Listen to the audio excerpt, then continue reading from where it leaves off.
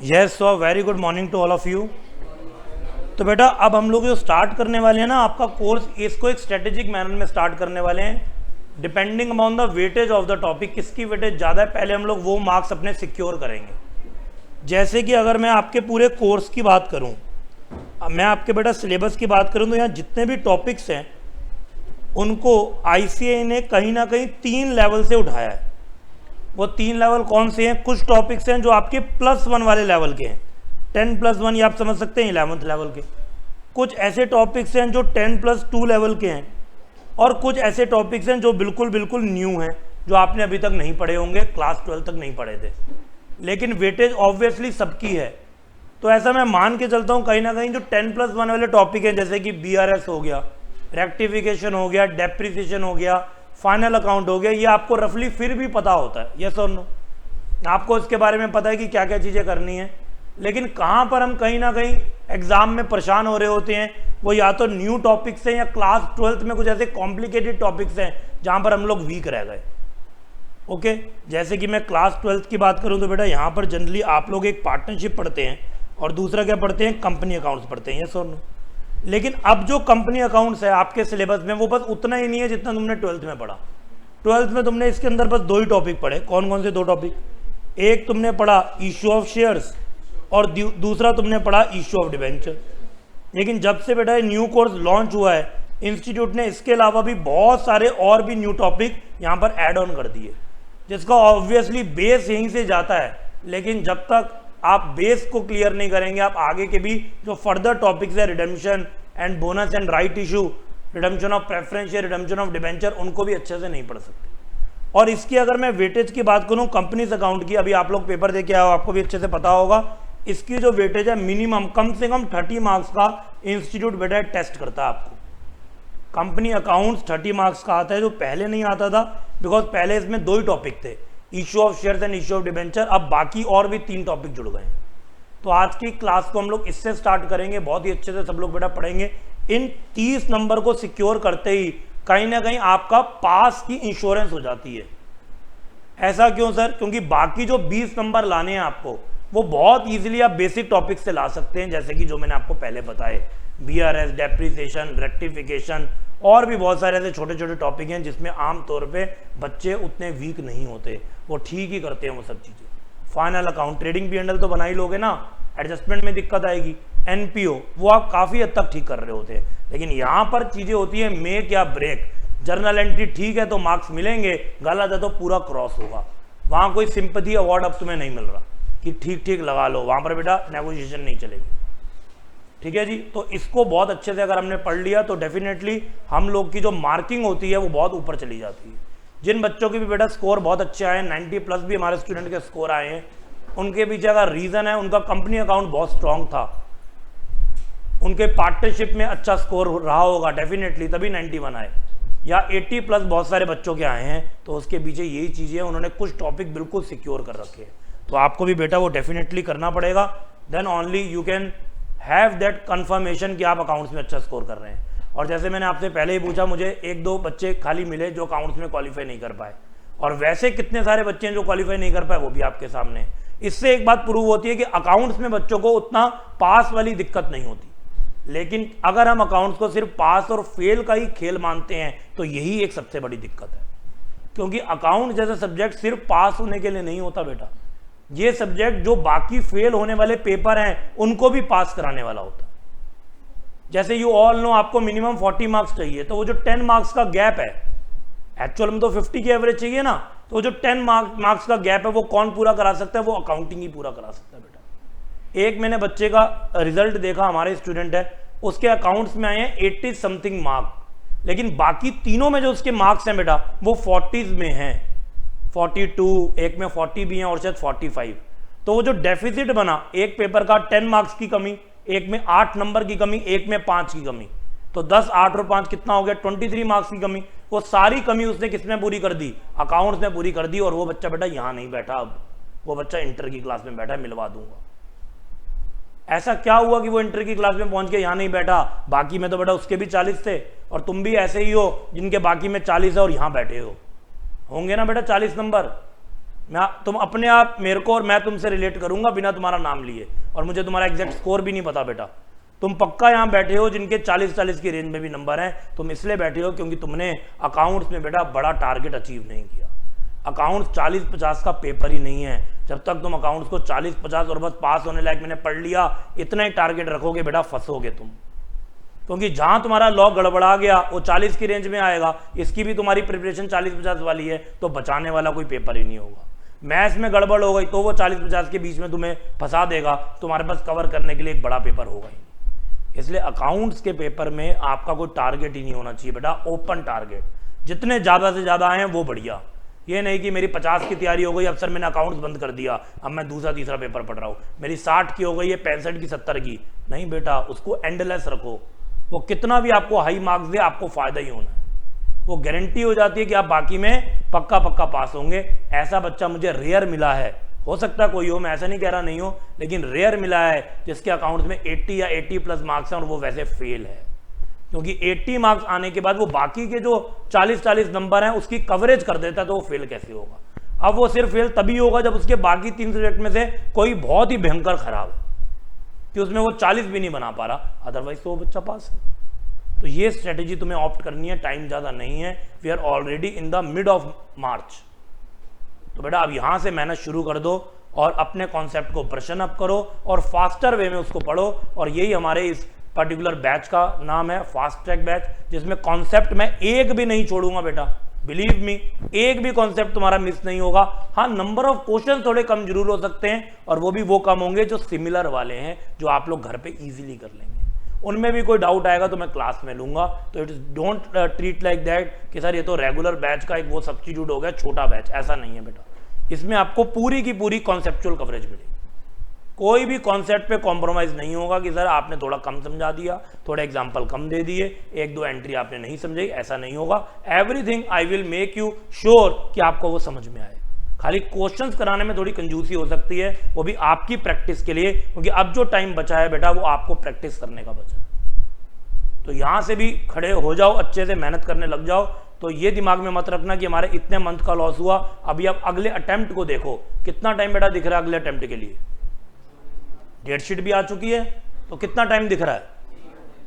हाँ जी, 60 डेज दिख रहे हैं, 2 महीना 2.5 महीना इसी के आसपास दिख रहा है। तो बेटा 2 महीना क्या होता है? कुछ भी नहीं होता।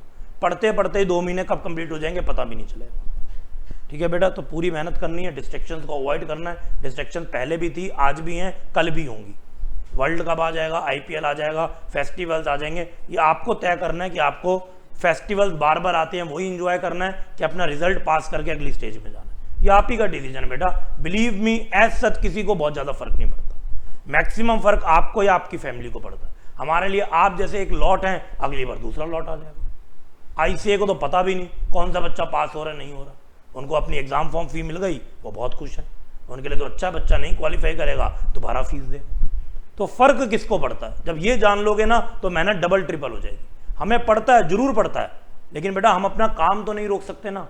आप अगर क्वालिफाई नहीं करें, हमें नेक्स्ट स्टूडेंट्स को पढ़ाना है, तो ये तो साइकिल चलती जाएगी। लेकिन आपको सबसे ज़्यादा फर्क पड़ता है, एंड वी डोंट वांट कि आपको फर्क पड़े।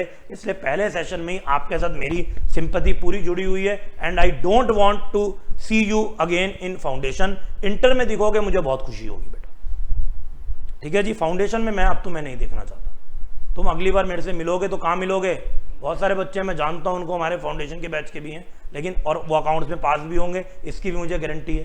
लेकिन यहाँ बैठे हैं तो बांध लो बच्चों, मुझे खुद बताओ मुझे कितना दुख होगा कि मेरा बच्चा मेरे से अकाउंट्स पढ़ के अकाउंट्स में पास होने के बावजूद मेरे सामने बैठा हुआ। वो बच्चा कहेगा सर अब मैं आपसे अकाउंट्स में और क्या पढ़ूँ, मेरा तो सैचुरेशन लेवल आ गया। शायद उसके 60 भी नंबर हो, 70 भी नंबर हो, लेकिन उसको बैठना पड़ रहा है कि नहीं बैठना पड़ रहा? वो बैठा हुआ है यहाँ पे। अभी मिलूंगा मैं क्लास के बाद बच्चों से। अभी हम लोग बेटा स्टार्ट करते हैं, okay, without any time waste start करते हैं। तो हम लोग जो यूनिट स्टार्ट करने वाले हैं, put the heading everyone, that is company accounts. Company accounts, very interesting unit, very practical unit, और आपको आफ्टर क्वालिफाइंग CA बेटा ये काम सबसे ज़्यादा करना होता है। तो कंपनी अकाउंट्स के अगर हम लोग सब टॉपिक्स की बात करें तो इसमें क्या क्या सब टॉपिक्स आते हैं, क्या क्या सब टॉपिक्स आते हैं? और बेटा आप लोगों ने अगर अपनी एग्जाम शीट नहीं मंगवाई तो आई अर्ज यू कि प्लीज़ निकलवाना, और मुझे देना, मैं भी देखूंगा, एनालाइज करूंगा, आपको भी क्लैरिटी मिलेगी। चाहे आप अकाउंट्स में भी धुआंधार तरीके से पास हुए हो, अल्टीमेटली पास नहीं हो पाए क्योंकि, तो तभी भी उसकी आपको शीट निकलवानी है। ठीक है, आप सोच रहे हो कि सर मुझे सब पता है, मैंने क्या सही किया गलत किया, लेकिन मैं कह रहा हूं तभी भी आपको शीट निकलवानी है। ICA का तरीका अच्छा लगे उससे निकलवा लो, नहीं तो आपके पास RTI का भी ऑप्शन है, आप कैसे भी निकलवा सकते हो। तो बेटा सबसे पहले issue of shares, next is issue of debentures, next topic bonus and rights issue, next topic redemption of preference shares and redemption of debentures. ये बेटा 5 टॉपिक्स हैं जिसकी एवरेज वेटेज लगभग 30 मार्क्स के आसपास हो जाती है, सब कुछ अगर मैं मिला लूँ, be it true false, be it subjective question, every question को अगर मैं मिला लूँ तो 30 मार्क्स के अराउंड ये आपको टॉपिक आ जाते हैं। ठीक है जी, जिसमें से अगर मैं आपके स्कूल लेवल की टॉपिक्स की बात करूँ, ऑल्दो वो भी और डिटेल में है, वो थे ये 2 टॉपिक, और ये जो 3 टॉपिक हैं ये तो हैं बिल्कुल न्यू, जो पहले किसी टाइम पे CA इंटर में होते थे, लेकिन वहाँ से अब इसको फाउंडेशन में ले आया गया। Got it. लेकिन हम स्टार्ट बिल्कुल इनसे कर ही नहीं सकते क्योंकि हमको बेस चाहिए, जो हमें बेस कहाँ से मिलेगा, issue of shares, issue of debenture से। एंड वन इंपॉर्टेंट थिंग, अगर आपकी इशू ऑफ शेयर्स पे ग्रिप बहुत अच्छी बन जाती है, जो मैं पूरी मेहनत करूंगा कि आपकी बने, तो बेटा इसके बाद के टॉपिक आपके पास अपने आप आसान हो जाते हैं। इशू ऑफ डिबेंचर काफी हद तक 70% इशू ऑफ शेयर्स पे बेस्ड है। सिमिलरली रिडम्पशन में भी आप वो चीज़ें कॉमन देखेंगे, चाहे प्रेफरेंस शेयर हो चाहे डिबेंचर हो, तो आपके लिए चीज़ें आसान हो जाती हैं। मैं बाकी के सारे टॉपिक में बेटा तुमसे इशू ऑफ शेयर्स की बातें करूँ, तो इशू ऑफ शेयर पिलर है इन बाकी 4 सब टॉपिक का। ये आपको इशू ऑफ शेयर अच्छे से क्लियर नहीं हुआ तो बाकी में भी स्ट्रगल करोगे आप। ठीक है जी, तो पूरी मेहनत से हम लोग इशू ऑफ शेयर पहले तो पढ़ेंगे। तो स्टार्ट करते हैं बेटा, थोड़ा सा फास्ट लिखेंगे आप लोग। Issue of shares, issue of shares की अगर हम लोग बात करें तो सबसे पहले इसके अंदर हमें लीगल एक्ट्स कौन कौन से कंसीडर करने पड़ेंगे, उनके कुछ सेक्शंस, उनके कुछ रूल्स। हाउएवर वो सिर्फ इशू ऑफ शेयर्स में नहीं कंसीडर करने, पूरे कंपनीज एक्ट में आपको कंसीडर करने। मैं कभी आपको लॉ सब्जेक्ट का कोई सेक्शन पढ़ाऊंगा, कभी कोई और, आपको लगेगा लॉ की क्लास चल रही है, बट बेटा वो सिर्फ इनिशियल लेवल पे होगा, खाली बैकग्राउंड बनाने के लिए होगा ताकि आपको चीज़ें समझ में आए। Got it everyone. तो बेटा कौन कौन से हमको इसके साथ छोटे मोटे एक्ट के प्रोविजन पढ़ने पड़ेंगे। Companies act 2013, companies act 2013, then SEBI act 1992 and कुछ और कंपनी के ही रूल्स। एक कंपनी की बेटा रूल बुक भी है, शायद आपको पता हो, तो वो कंपनी के रूल बुक में, जो 13 में तो एक्ट आया, इसके बाद रूल्स अलग अलग बुक में आने लगे, 14 में, 15 में, तो वो रूल्स भी कुछ बातें करते हैं, उनको भी हम लोग यहां पर समझेंगे। ओके जी, तो सबसे पहले हम लोग बात करते हैं कंपनी की। हाँ जी बेटा, कंपनी कितनी प्रकार की होती है? How many kind of companies can be incorporated in India? Public, private और 1 पर्सन कंपनी। तो हमारे पास 3 कैटेगरी हैं, कौन कौन सी? पब्लिक कंपनी,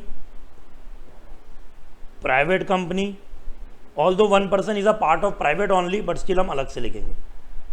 1 पर्सन कंपनी, जिसको प्यार से बोला जाता है OPC, इसको प्यार से हम लोग OPC भी बोलते हैं। ओके जी, तो बेटा क्या ये तीनों कंपनियां शेयर इशू कर सकती हैं पब्लिक को? इशू ऑफ शेयर्स क्या सारी कंपनी कर सकती हैं? Only public company can issue shares, neither private company nor OPC। खाली पब्लिक कंपनी को ये पावर दी गई है कि वो पब्लिक को शेयर इशू करके उससे पैसा उठा सकता है, सोर्स ऑफ फाइनेंस उससे ले सकता है। तो सर ये पता कैसे चलेगा ये जो कंपनी है ये पब्लिक है कि प्राइवेट है कि OPC है? और यही नहीं पता चलेगा तो आप कैसे काम करेंगे? हाँ जी, किससे? नेम से पता चल जाता है। तो इनके नेम कैसे होते हैं जरा उसको जानते हैं। बेटा अगर कोई पब्लिक कंपनी होगा तो इसका नेम कैसे होगा? इसके आगे क्या लिखा होगा? या तो लिखा होगा पूरा पब्लिक लिमिटेड, और या फिर क्या लिखा होगा? लिमिटेड।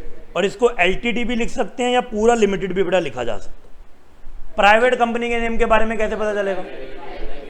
क्या लिखा होगा? प्राइवेट लिमिटेड लिखा होगा बेटा, Pvt LTD.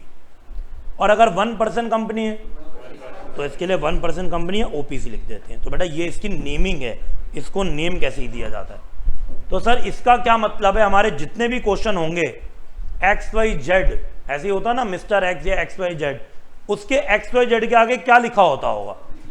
XYZ public limited या XYZ लिमिटेड। सारे क्वेश्चन कभी आपने ऑब्जर्व किया हो, बिकॉज अगर उसके आगे लिमिटेड नहीं लिखा या पब्लिक लिमिटेड नहीं लिखा तो उसके बाद पावर टू इशू ही नहीं है, फिर वो क्वेश्चन कहां से आपसे करवा रहा है। Got it? तो वो भी आपको बेटा यहां पर देखना है। चलो जी, अब हम लोग बात करते हैं कि जो कंपनी है और शेयर इशू करती है, ये शेयर इशू करने का प्रोसीजर स्टार्ट कैसे होता है। So now start taking example. हमारे पास एक कंपनी है XYZ लिमिटेड बेटा, और ये शेयर इशू कर रही है। तो हम लोग पहले बात करते हैं शेयर की। ये शेयर का मतलब क्या होता है? शेयर का मतलब होता है एक हिस्सा, एक पार्ट, या कह सकते हैं हम लोग बहुत सारे में से एक यूनिट। एक शेयर है आपके पास, मतलब आपके पास एक यूनिट है, एक पार्ट है आपके pass out of various parts, उसको बोलते हैं शेयर। तो बेटा आपको शेयर मिलेगा तो आपको किस चीज का अधिकार मिल जाता है? तो मिल जाता है कि नहीं? Right to vote. कहां पर वोट करेंगे बेटा? इलेक्शन में। वो तो वैसे भी कर सकते हैं अगर आप सिटीजन हैं। कंपनी में, कंपनी के कहां पर करेंगे बेटा? डिसीजन मेकिंग में। बेटा आपको कैसे पता चलेगा कंपनी में डिसीजन मेकिंग का टाइम चल रहा है? आप रोज कंपनी जाएंगे, पूछेंगे कोई डिसीजन चल रहा है क्या, मैं आऊं वोट करने? हाँ जी, नोटिस आता है कि कोई डिसीजन होने वाला है, वोट कर सकते हैं तो कर लें, ऐसा बोलते हैं वो। क्या डिसीजन का नोटिस आता है? डिसीजन तो बेटा बहुत होते हैं कंपनी में, रोज ही डिसीजन होते हैं। नया सप्लायर किसको रखना है, मशीनरी कहां से लेनी है, क्या ये डिसीजंस नहीं है? पैसा कहां से उठाना है? तो क्या आपका वोट लेना शुरू कर देंगे वो कि किस कस्टमर को सामान बेचें? आप बोलेंगे तो बेचेंगे, नहीं तो नहीं बेचेंगे। अभी तक मैंने आपसे वर्ड डिसीजन सुना और कुछ नहीं सुना। Significant decision. तो बेटा सिग्निफिकेंट डिसीजन का वो आपको मेल भेजेंगे, नोटिस भेजेंगे कि आज बड़ा डिसीजन लेना है, हम लोग कंपनी के लिए कार खरीद रहे हैं, जिसमें कंपनी के डायरेक्टर अलग अलग मीटिंग के लिए जाएंगे, ये सिग्निफिकेंट है, आप दो बेटा अपना राइट वोट दो कि खरीदें कि ना खरीदें। ऐसे क्वेश्चन पूछेंगे। Significant is a very subjective term बेटा, डिप्लोमेटिक टर्म है। आई am not getting the required answer. तो डिसीजन तो मैंने बोला बहुत सारे होंगे, सब में तुम्हें मैं अलाउ कर दूं तो वो तो डायरेक्टर्स ही ले रहे हैं, तो तुम्हारी क्या जरूरत?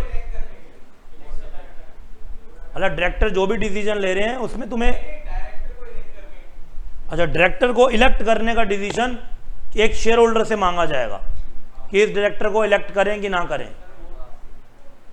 आई एम आस्किंग, मेरे पास बेटा ऑनलाइन आंसर आ चुका है। आई एम आस्किंग कि ऐसा क्या होगा जब तुम्हें बुलाएंगे, तुम कह रहे हो सर डिसीजन लेंगे और फिर डिसीजन के एग्जाम्पल दे रहे हो मुझे। ऐसा क्या इवेंट होता है जब कंपनी तुम्हें राइट टू वोट का अधिकार दिलवाती है, अलाउ करती है? क्या हमारी कंट्री में हमें रोज अलाउ कर रहे हैं वोट दो? अभी कर सकते हैं वोट बेटा, अभी कुछ मंथ्स पहले वोट दे के आया हूं मैं, आप भी देकर आए होंगे, इस महीने दे के आओ, बोलो मेरा तो मन कर रहा है। क्या कंट्री में डिसीजंस नहीं हो रहे? क्या बड़े बड़े डिसीजंस नहीं हो रहे बेटा? रोज हो रहे हैं। कौन कह रहा है नहीं हो रहे? बल्कि शायद जिन दिनों में इलेक्शन चल रहा था तब कोई डिसीजन नहीं था, अभी हो रहे हैं डिसीजन, आजकल चल रहे हैं कि नहीं चल रहे? सर हर टाइम चलते रहते हैं और बड़े बड़े डिसीजन भी होते हैं। तो क्या हमसे राय ली जा रही है? अभी मोदी जी यूएस गए, अभी आज मॉरिशस गए हैं कुछ मीटिंग के लिए, मुझे तो नहीं बुलाया उन्होंने, मुझे तो नहीं बोला कि आप डिसीजन दो, आप वोट करो तो मैं जाऊं, नहीं तो यहीं बैठूं दिल्ली में। वो तो चलेगा बेटा मेरे से बिना बात करे। और क्या पता बड़े बड़े डिसीजन लेकर आए, वहां पर बड़े बड़े पैक्ट साइन करके आए, इंडिया मॉरिशस के कुछ मेमोरेंडम साइन करके आए, मेरे को तो नहीं बुलाया बेटा उन्होंने। तुम कह रहे हो डायरेक्टर को जब अपॉइंट करेंगे निकालेंगे तो हमें बुलाएंगे। बेटा बुलाया इवेंट पे जाता है, किसी एक पर्टिकुलर डिसीजन के लिए नहीं बुलाया जाता। और वो इवेंट क्या होता है, क्या होता है, क्या होता है? वो इवेंट होता है एनुअल जनरल मीटिंग, AGM। पढ़ चुके हैं लॉ में, लेकिन दिमाग अभी नहीं चल रहा। AGM पे बुलाते हैं। और अगर कोई और बहुत जल्दी जरूरत पड़ गई, कभी बेटा इलेक्शन भी होता है ना कि टाइम से पहले भी हो जाता है, बीच में भी हो जाता है। वैसे तो 5 साल के लिए गवर्नमेंट आई, लेकिन क्या पता आगे का सरकमस्टेंस 2 साल में इलेक्शन हो जाए, री इलेक्शन हो सकते हैं कि नहीं हो सकते? हो जाते हैं बेटा। सब इलेक्शन होते हैं, जिसको बाय इलेक्शन भी बोलते हैं। वो सीट खाली हो गई, वो जो भी वहां पर MLA था, MP था, एक्सपायर हो गया, वो जगह ही खाली हो गई, वो वाली प्लेस, तो उसका दोबारा इलेक्शन होगा। या मान लो बिल्कुल कोएलिशन गवर्नमेंट थी और कुछ लोग भाग गए गवर्नमेंट में से, टूट गई सरकार गवर्नमेंट, तो दोबारा से इलेक्शन होगा। ऐसा बहुत बार हुआ है बेटा हमारी हिस्ट्री में। ओके, तो उसको क्या बोलते हैं? एकदम से मीटिंग बुलानी पड़ी, क्या बोलते हैं? हाँ जी, पढ़ा है कुछ कि नहीं? AGM होती है, एक दूसरी क्या होती है? EGM। EGM की बेटा फुल फॉर्म क्या होती है? इमरजेंसी जनरल मीटिंग होती है। क्या होती है बेटा? चलो, एक तो तुम्हारा ये होमवर्क है, तुम्हें इसकी फुल फॉर्म ढूंढनी है। लॉ मैंने बोला था मैं नहीं पढ़ाऊंगा, लॉ तुम्हें खुद पढ़ना है। तुमने पढ़ा नहीं हुआ, ये कंपनीज एक्ट नहीं पढ़ा आप लोगों ने बेटा? जो उसमें नहीं है, चलो फिर तो बिल्कुल ढूंढ के लाना। एक्स्ट्रा ऑर्डिनरी जनरल मीटिंग होती है बेटा, इमरजेंसी जनरल मीटिंग नहीं होती। ठीक है, सब मेरे से ही पूछ लो नलायकों, गूगल तुम्हारा बस दूसरे कामों के लिए ही है,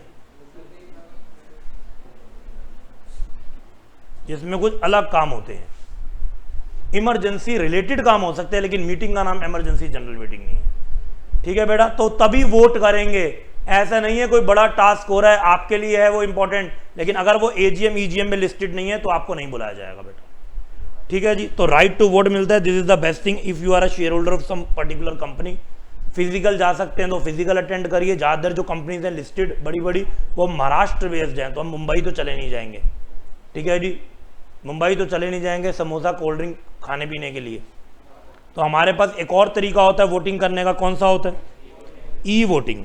हमारी ईमेल पे पूरा आ जाता है एजेंडा क्या है, और आपको ऑप्शन के तौर पे यस नो मे बी ऐसा आपको रिप्लाई करना होता है, और आपका वोट सबमिट हो जाता है। डन। तो ये आपको राइट टू वोट मिलता है। यहां तक की बात, यहां तक की चर्चा सबको क्लियर हो गई। अब अगर मैं पब्लिक कंपनी हूं, ऑब्वियसली तभी मैं शेयर इशू कर सकता हूं। तो सबसे पहले मुझे क्या करना होगा? I am a public company, I want to issue shares because I want some funds for expansion of my company, for expansion of different project और starting of some projects. I want money, I want funds. पर मुझे fund कितने चाहिए कौन तय करेगा?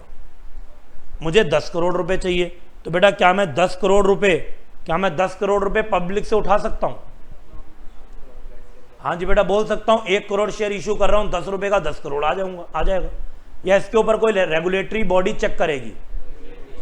तो public company को पहले जाना पड़ेगा सेबी के पास अपनी रिपोर्ट लेकर।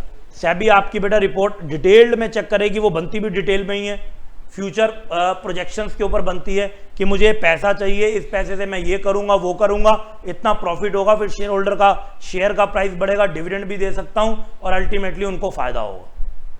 और आपके बिजनेस के प्रोजेक्ट पे बेस्ड आपको ये सेबी क्या ग्रांट करता है? लिमिट ग्रांट करता है। ये लिमिट बेटा फिक्स्ड नहीं है, ये लिमिट फिक्स्ड नहीं है। अगर आपका काम छोटा मोटा है तो फिर आपको लिमिट भी छोटी मोटी दी जाएगी।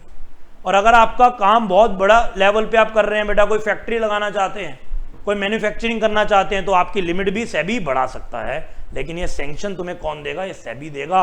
और वो जो आपको कैपिटल अलाउ करे उसको क्या बोलते हैं बेटा?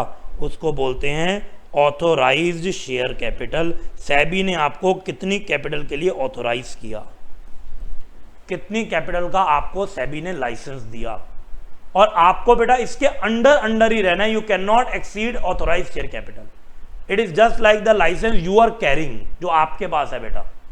आपके पास कार का लाइसेंस है, लाइट मोटर व्हीकल, क्या बेटा कमर्शियल व्हीकल चला सकते हो उससे? सर मैं तो ट्रक चला लेता हूं उसी से। बेटा चालान कट जाएगा। और अगर मेरे पास कार का लाइसेंस है, क्या मैं सड़क पे पैदल चल सकता हूं? कोई चालान तो नहीं काटेगा कि भैया लाइसेंस है कार का, बिना कार के कैसे घूम रहे हो?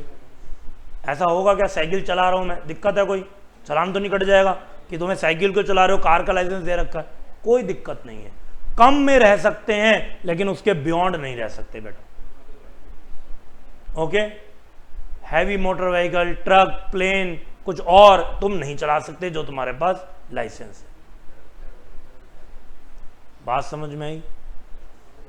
ओके जी, क्लियर है सब लोगों को? यस और नो? तुम्हारे पास 2 व्हीलर का लाइसेंस है वो भी अलग बनता है। ओके, तुम फ्रेंड्स के साथ गए घूमने मस्ती में, तो वो चला रहा है जिसके पास लाइसेंस है, 2 घंटे से ड्राइव हो रही है, तुमने 2 घंटे के बाद बोला अब कार तुम्हारा भाई चलाएगा, और सामने से चाचा आ गए, पकड़ लिया तुम्हें भाई को, और फिर बेटा सारी वसूली कर लेंगे वो। ठीक है जी, तो तुम्हारे पास जो लाइसेंस है ना, किसी और का लाइसेंस तुम्हारे लिए नहीं चलेगा। तुम्हारे पास जो लाइसेंस है उसके विद इन रहो। वो it's just like an umbrella. वो अम्ब्रेला की तरह तुम्हें छांव देगा, लेकिन तुम्हें उसके नीचे रहना पड़ेगा बेटा। अम्ब्रेला के ऊपर खड़े होगे, छांव मिलेगी? कुछ फायदा होगा? नहीं होगा, पेनल्टी और लग जाएगी। इसलिए बेटा आपको ऑथराइज के नीचे ही रहना है। बात समझ में आ गई? This is the maximum limit sanction by the SEBI as per which you can issue shares to the public.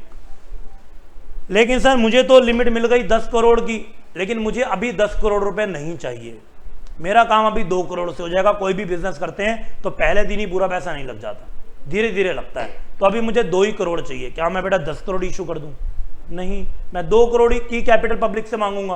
कुछ महीने बाद क्या मुझे दोबारा लाइसेंस लेने की जरूरत है, या अभी भी मैं लाइसेंस के विधि नहीं हूं? क्या मैंने लाइसेंस अपना पूरा यूज कर लिया? नहीं, तो 2 करोड़ लिमिट यूज करी है। जब तक बाकी 8 करोड़ यूज नहीं करूंगा, मुझे सेबी के बाद दोबारा चक्कर लगाने की जरूरत नहीं है। Got it everyone? अब ये सारी चीजें और ऑथोराइज कैपिटल और हमारे बिजनेस प्रोजेक्ट्स अपकमिंग, और आज तक हमने क्या किया, पास्ट डेटा, ये बेटा सारी चीजें हम लोग एक डॉक्यूमेंट में लिख के देते हैं शेयर होल्डर्स को या प्रोस्पेक्टिव शेयर होल्डर्स को। उस डॉक्यूमेंट को क्या बोलते हैं? उस डॉक्यूमेंट को बोलते हैं बेटा प्रोस्पेक्टस। ये प्रोस्पेक्टस कई प्रकार का होता है, बहुत तरह का होता है। वो आपने थ्योरी में पढ़ा होगा। पढ़ा है कि नहीं पढ़ा? नहीं पढ़ा है भी, फिर तो पढ़ने की जरूरत भी नहीं अगर नहीं पढ़ा। वैसे मैं आपको सिंप्लिसिटी के लिए बता देता हूँ, अभी 2 ही तरह के हम लोग लेते हैं। एक होता है बेटा फिजिकल प्रोस्पेक्टस, जो किसी जमाने में चलता था, आजकल नहीं चलता।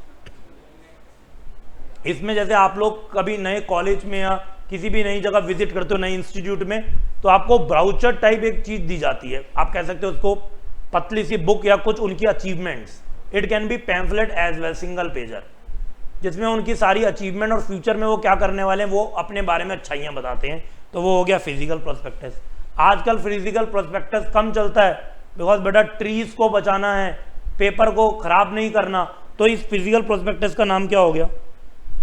ई प्रोस्पेक्टस। बस इसके सामने ई लग गया। आजकल हर चीज ई हो रही है कि नहीं? ई लर्निंग, आपको books, videos, everything, study material ई मोड में मिलेगा, इलेक्ट्रॉनिक मोड में। आप अपना प्रिंट करा लो, एक अलग बात है, नहीं तो पीडीएफ उसकी देख सकते हो। ये बेटा बच्चे पढ़ रहे हैं बहुत सारे ऑनलाइन, ये बेटा फिजिकली हमें देख पा रहे हैं, या हम इनको फिजिकली देख पा रहे हैं, या ई मोड में देख पा रहे हैं, इलेक्ट्रॉनिक मोड में देख पा रहे हैं। तो ये चीजें रिसोर्सेज को बचाती है। हमारी कैपेसिटी बस इतनी है। Let's take an example. तो बाकी बच्चों के साथ हम कैसे इंटरेक्ट कर सकते हैं, पढ़ा सकते हैं? ई mode. Similarly for company E mode के थ्रू अब पूरे इंडिया में शेयर्स खरीदे बेचे जा सकते हैं। किसी को किसी से मिलने की आवश्यकता नहीं है बिल्कुल भी। Got it everyone? यस और नो? ठीक है जी। अब शेयर इशू करने का थोड़ा सा हम लोग प्रोसेस जान लेते हैं बेटा। आपको किसी कंपनी का शेयर चाहिए तो आपके पास क्या होना चाहिए? डीमैट अकाउंट होना चाहिए। Very good. ये डीमैट अकाउंट कैसे पैदा होता है? हाँ जी, कैसे, कहाँ मिलता है बेटा? यस यस यस, आवाज में दम नहीं है तुम्हारे। ऑनलाइन एप्स होती हैं, वहां पर बेटा डीमैट अकाउंट खुल जाता है। जैसे कि कुछ एग्जांपल दे सकते हो? हाँ जी, ग्रो ऐप है बेटा, जेरोधा, अपस्टॉक्स, एंजल वन, और भी बहुत सारी हैं वैसे, लेकिन पॉपुलर तो यही है। ठीक है बेटा, इसमें आपका डीमैट अकाउंट खुल जाएगा। और वो आपका डीमैट अकाउंट किससे लिंक होगा? आपके बैंक अकाउंट से, क्योंकि पैसा तो वहीं से जाएगा ना बेटा, कोई कैश मनी तो ट्रांसफर हो नहीं रही शेयर खरीदने बेचने के लिए। शेयर बेचोगे तो भी वो पैसा तुम्हारे बैंक अकाउंट में वापस आएगा, यहीं से पैसा जाएगा अगर तुम्हें परचेजिंग करनी है, और यहीं पैसा वापस आ जाएगा जब तुम सेल करके पैसा विड्रॉ कर रहे हो। पहले वो डीमेट अकाउंट में पड़ा रहता है, तुम्हें विड्रॉ करना है मैन्युअली खुद से तो उसी टाइम कर लो, नहीं तो आफ्टर सम डेज अगर कुछ ट्रेडिंग हो ही नहीं रही तो ऑटोमेटिकली तुम्हारे सेविंग में आएगा ही आएगा। वो ज़्यादातर अब डीमेट पे होल्ड नहीं रखते, कुछ दिन रखते हैं कि तुमने दोबारा इमीडिएट परचेज करनी हो तो वहीं पे हो, otherwise it's a click of a second process. ऐसा नहीं है कि बहुत कॉम्प्लिकेटेड प्रोसेस है। पहले तो आपको शेयर बाय करने के बाद भी वो T3 डेज पे आपके अकाउंट में दिखते थे, अब तो T+1 है, अगले दिन ही आपके अकाउंट में आ जाते। T+1 मतलब ट्रांजेक्शन +1। हो सकता है कुछ वर्ड्स आपके लिए टेक्निकल हो, लेकिन तभी भी सुन लो, ओके, सुन लो ताकि आपको पता चलेगा कि ये चीज़ें भी साथ साथ होती हैं। ये बात बेटा समझ में आ गई सबको, यस और नो? चलो जी, अब मुझे बताओ मेरे प्यारे बच्चों, इसके अलावा क्या डॉक्यूमेंट होगा जो आपको देना होगा तब आपका डीमेट अकाउंट ओपन होगा? आपने कहा ना डीमेट अकाउंट ओपन करना, पैन कार्ड देना पड़ेगा, पैन कार्ड देना पड़ेगा। ओके जी, पैन कार्ड दे दिया। तो PAN card is the major document through which demat account can be open. हालांकि आधार कार्ड वगैरह भी लेते हैं, लेकिन इंपॉर्टेंट कार्ड क्या है? Pan card. पैन कार्ड का बेटा full name? Permanent account number, यही होता है किसी के पास यहाँ पर पैन कार्ड? कैसे कलर का होता है? ब्लू कलर का होता है।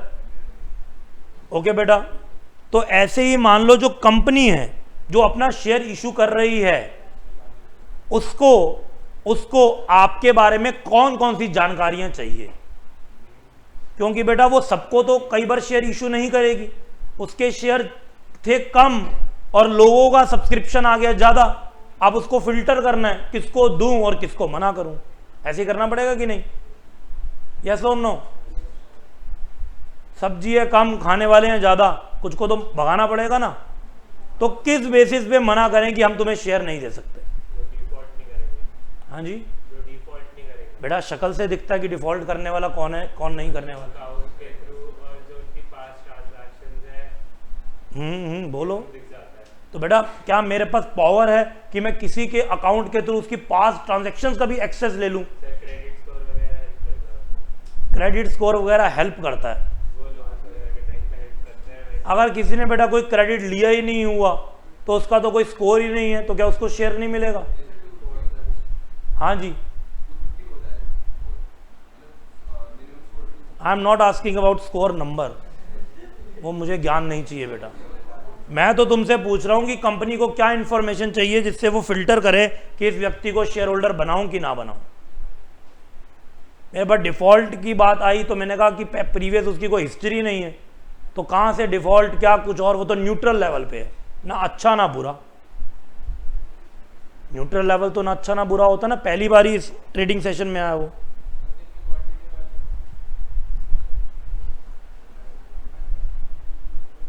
हाँ जी,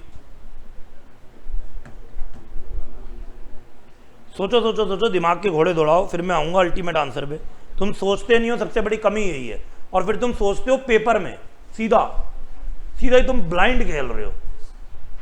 सीधा आतंकी वाला काम पेपर में ही करेंगे 3 घंटे में, वहां बेटा ज्यादा एक्सपेरिमेंट करने का टाइम नहीं होता।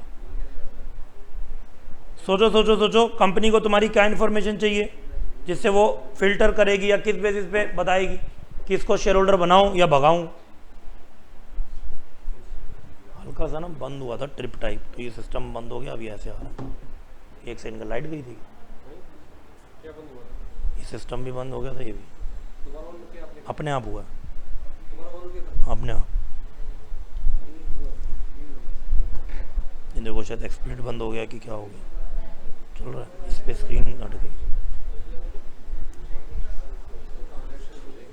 इसको इस पे शिफ्ट करना है बस।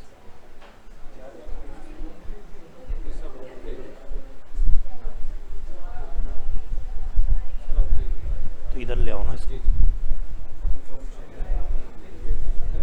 12:15 बना नहीं अगली क्लास, 12:15 बजे ना अगली क्लास। हाँ भाई सोच लिया, देखो मेरे पास ऑनलाइन आंसर आ चुका है। फिर तुम बोलते हो सर ऑनलाइन वाले बच्चे चैट जीपीटी से देखते हैं, ये आंसर तुम ढूंढो जरा चैट जीपीटी पे, तुम्हें मिल जाए तो। मेरे क्वेश्चन के आंसर चैट जीपीटी पे नहीं मिलेंगे तुम्हें अपना ही दिमाग, अपना ही जीपीटी चलाना पड़ेगा बेटा। क्वांटिटी के बेसिस पे बेटा जो आईपीओ होता है ना, उसमें क्वांटिटी फिक्स रहती है जनरली। चाहे तुम कितने भी करोड़पति हो, तुम्हें वो 15-17 हज़ार ही तुम्हें देने हैं, वो इसी के आसपास रहता है। हाँ जी, स्मॉल वालों को हटा देंगे। तो बेटा एक छोटा इन्वेस्टर जो है, आपके जैसा मेरे जैसा स्मॉल, ये तो बेटा कभी इन्वेस्टमेंट ही नहीं कर सकता अपनी लाइफ में। और गवर्नमेंट भी हो चाहे एक्ट भी हो या सब लोग हो, क्या छोटे लोगों को बेटा इकोनॉमी के सिस्टम से हटाएंगे या उनको तो और कोशिश करेंगे कि वो आए मेन स्ट्रीम में? मैं भी फुल ओवर की ही बात कर रहा हूँ। अंडर में और पार में तो कोई दिक्कत ही नहीं है। दिक्कत ही जब ज़्यादा फ्लड आए एप्लीकेशन का तभी है, उसी की तो प्रॉब्लम सॉल्व कर रहे हैं। तो क्या गवर्नमेंट बेटा छोटे लोगों को क्या मेन स्ट्रीम पे जाने से रोकेगी, या उनको तो और अलाउ करती है कि जो पुअर लोग हैं, प्राइवेट स्कूल्स में बोल रखा है 10% सीटें आपको उनके लिए रिजर्व रखनी है कि वो भी बेटा पढ़ें अच्छे स्कूल्स में, बाकी जगह भी उनके लिए बहुत चीज़ें हैं, तो उनको तो मना नहीं कर सकते। ऐसे तो बड़े लोग अमीर और अमीर ही अमीर होते जाएंगे, हम लोगों का क्या होगा? बताओ बेटा फटाफट से। मेरे पास यहाँ पर कुछ अच्छे अच्छे आंसर्स आ चुके हैं और आपसे नहीं आए। हाँ जी, सॉरी, मेरी तो कोई हिस्ट्री नहीं है बेटा, मैंने तो ये बात कर दी थी। पहला दूसरा क्या, पहली बार ही शेयर खरीद रहा हूँ। कौन सा एरियर, कभी खरीदा ही नहीं इससे पहले। हाँ जी, प्रोराटा बेसिस पे कर दूं सबको कि जो जितने मांग रहे हैं उससे कम दे दूं, बस दैट्स इट, प्रॉब्लम सॉल्व। ये तो बहुत कम दिमाग लगाने वाली बात हो गई, आसान काम हो गया है। तो कितना कमाता है वो तुम्हें अपनी पर्सनल आईटीआर देगा या अपना बैंक अकाउंट का तुम्हें पासवर्ड देगा बेटा कि मैं कितना कमाता हूं? बताओ बताओ बताओ बताओ बताओ। First come first serve basis बेटा। अगर मैं क्लास में रख दूं फर्स्ट कम फर्स्ट सर्व, तो हो सकता है जो होशियार बच्चे हैं बस वो घर से लेट निकले हों, यही दिक्कत है। मैं तो होशियार बच्चों को पढ़ा ही नहीं पाऊंगा। कंपनी को बेटा अपनी ग्रोथ भी तो देखनी है। First come first serve again कम दिमाग चलाने वाला फॉर्मूला है। जो पहले आया उसको पहले शेयर दे दो, और उसमें तो बेटा फिर वो भी आ जाएगा जो डिफॉल्टर होगा। खुद सोचो बेटा, अपनी कंपनी मान के कि मेरी कंपनी है और मुझे शेयर होल्डर चाहिए, तुम किस बेसिस पे चाहोगे? तुम टीम बना रहे हो बेटा, टीम ही तो है जो तुम्हारे साथ ग्रो करेगी, तुम्हें हेल्प करेगी ग्रो करने में, फिर तुम भी उसको कुछ फायदा दोगे। क्या तुम अपनी टीम कच्ची चाहते हो? जो पहले आ जाए उसको टीम में रख लेते हो? कभी क्रिकेट मैच खेला हो तुमने? जो पहले आएगा फटाफट मेरे बाद मैं उसको नाम लिख दूंगा टीम पे, ऐसा होता है बेटा। हाँ जी बोलो। वो तो बेटा डायरेक्टली इनडायरेक्टली शेयर ले ही लेते हैं।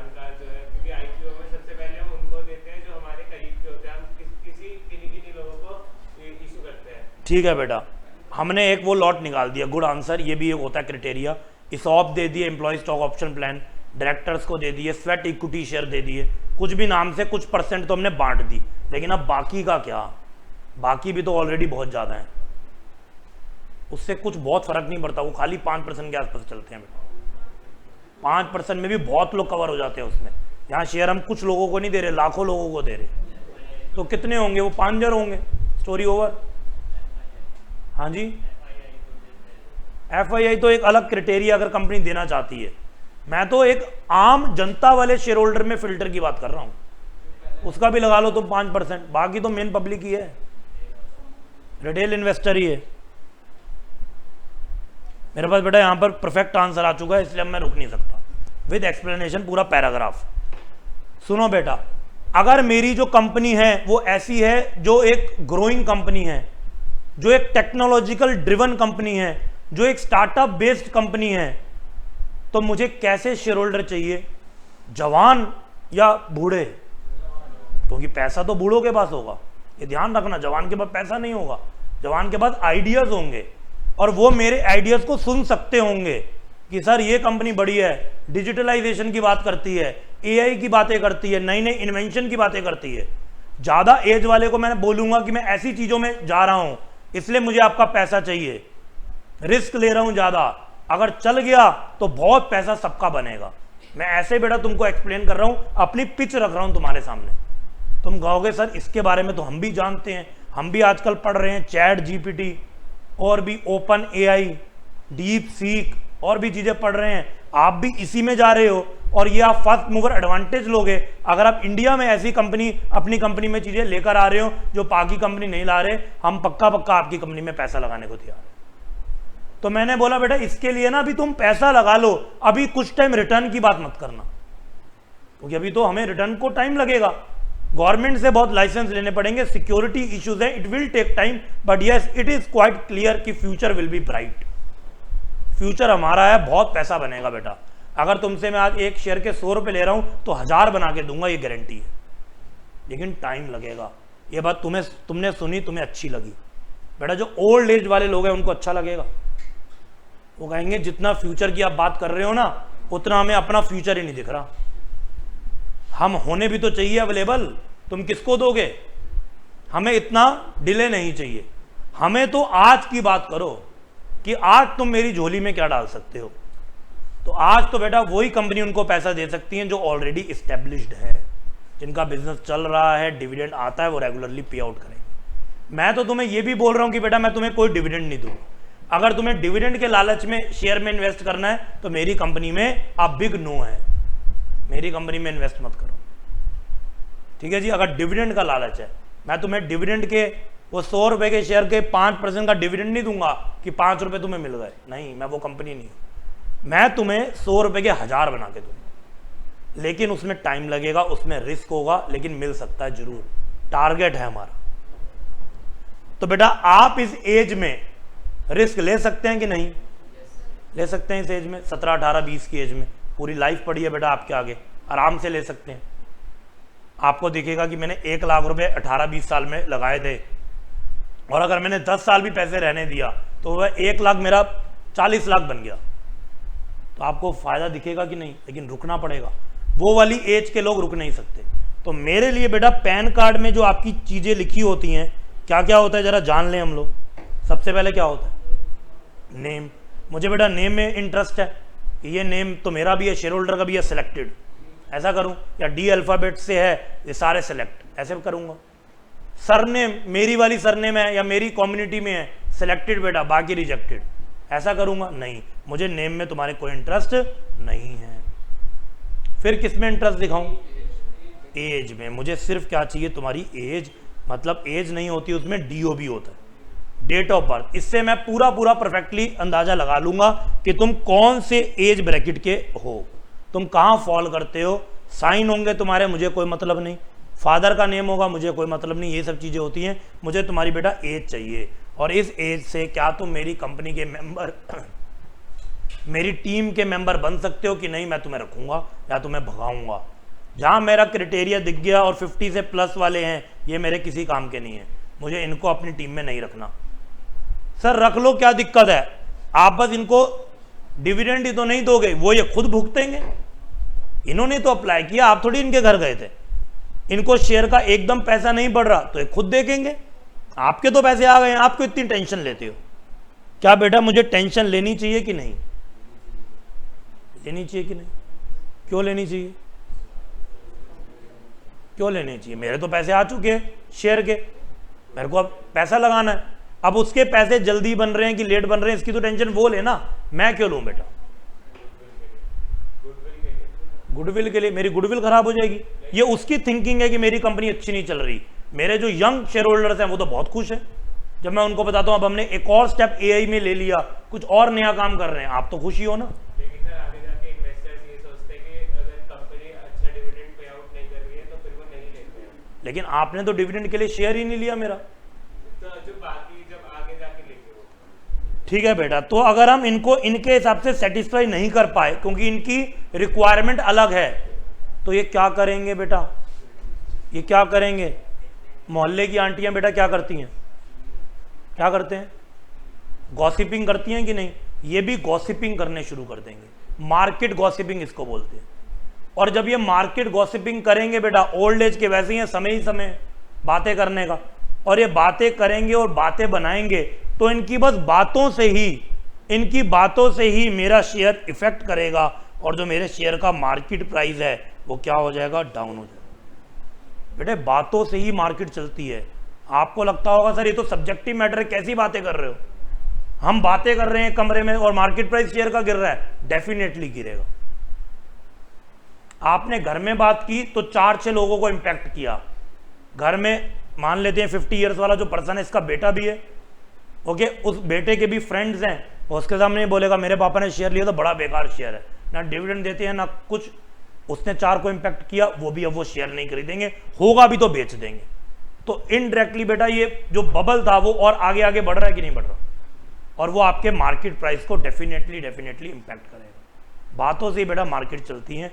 एक बात का पॉजिटिव इन्फ्लुएंस निकल गया तो शेयर ऊपर, नेगेटिव निकल गया तो नीचे, चाहे एक्चुअल में उस कंपनी के फाइनेंशियल्स में 1% भी कुछ चेंज ना हुआ, फाइनेंशियल एज इट इज है, कुछ खराबी नहीं है, लेकिन शेयर क्या है, गिरता जा रहा है। कुछ बुरी हालत नहीं हुई, कुछ या बढ़िया चीज नहीं हुई, शेयर बढ़ रहा है। कुछ अच्छी बात ऐसी हो गई, चाहे वो रैंडम र्यूमर हो, कुछ भी हो, लेकिन उससे मार्केट इंपैक्ट करती है। इसलिए मुझे ऐसे लोग नहीं चाहिए, मुझे वो चाहिए जो मेरे साथ ग्रो करें और मैं भी उनके साथ ग्रो करूं, जो मेरी एफर्ट्स को, मेरी चीज़ों को समझे। इसलिए मैं बस इस लालच की वजह से कि सारे पैसे दे तो रहे हैं, आपको नहीं सोचना बेटा लॉन्ग टर्म में दिक्कत आएगी। इसलिए हम लोग जब आगे बच्चों का रिक्रूटमेंट रिलेटेड सेमिनार भी लेते हैं, उसमें हम बच्चों को समझाते हैं कि अगर आप भी सिर्फ एक पैकेज अच्छे के लालच में या किसी चीज़ में किसी कंपनी को ज्वाइन कर रहे हैं, लेकिन आपका वो इंटरेस्ट एरिया नहीं है, तो आपको भी दिक्कत आएगी। वो कंपनी पकड़ लो जिसमें इंटरेस्ट है, चाहे पैसे 4 कम दे रही है, उसमें तुम ग्रोथ जल्दी कर लोगे, तुम्हें सुबह 10 से 6 काम करने का मन करेगा। बाकी जगह बस एक ही दिन मन करेगा जिस दिन सैलरी आनी है, 29 दिन काम नहीं कर पाओगे बेटा, क्योंकि तुम तो सैलरी के लिए गए थे, तुम्हें काम का तो उनका ABCD भी नहीं पता। जो वो टेक्नोलॉजी जो वो जिस चीज़ पे काम करते हैं वो तुम्हारा कभी इंटरेस्ट एरिया नहीं रहा, तुम तो पढ़ाई में उस सब्जेक्ट से ही भागते थे सबसे पहले कि ये मुझे सबसे एंड में करूँगा, ये बेकार सब्जेक्ट है, और अब तुम उसी सब्जेक्ट रिलेटेड कंपनी में चले गए just for the sake of money. तो लॉन्ग टर्म तुम उसमें ग्रो नहीं कर सकते। ठीक है जी, बात समझ में आती है यहाँ तक कि यस और नो? चले आगे, यस और नो? पक्का पक्का? ठीक है जी, ऑल राइट। मैं बेटा आपको कोशिश करता हूँ एक वीडियो दिखाने की, जिससे कि आपको और क्लैरिटी आएगी कि शेयर मार्केट कैसे चलती है। देखना चाहते हो यस और नो? हाँ, इसके लिए तुम काम मना करोगे। चलो मेरे को एक बार ऑडियो कंफर्म करना पड़ेगा कितना आ पाता है। नहीं, शोर नहीं मचाओगे तो सब समझ आएगा, मचाओगे तो बेटा तो तुम्हारी आवाज़ ही आएगी।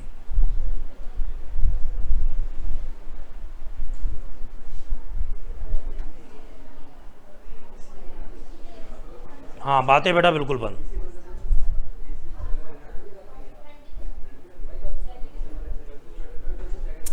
Press the bell icon on the YouTube app and never miss an update from Shimaru.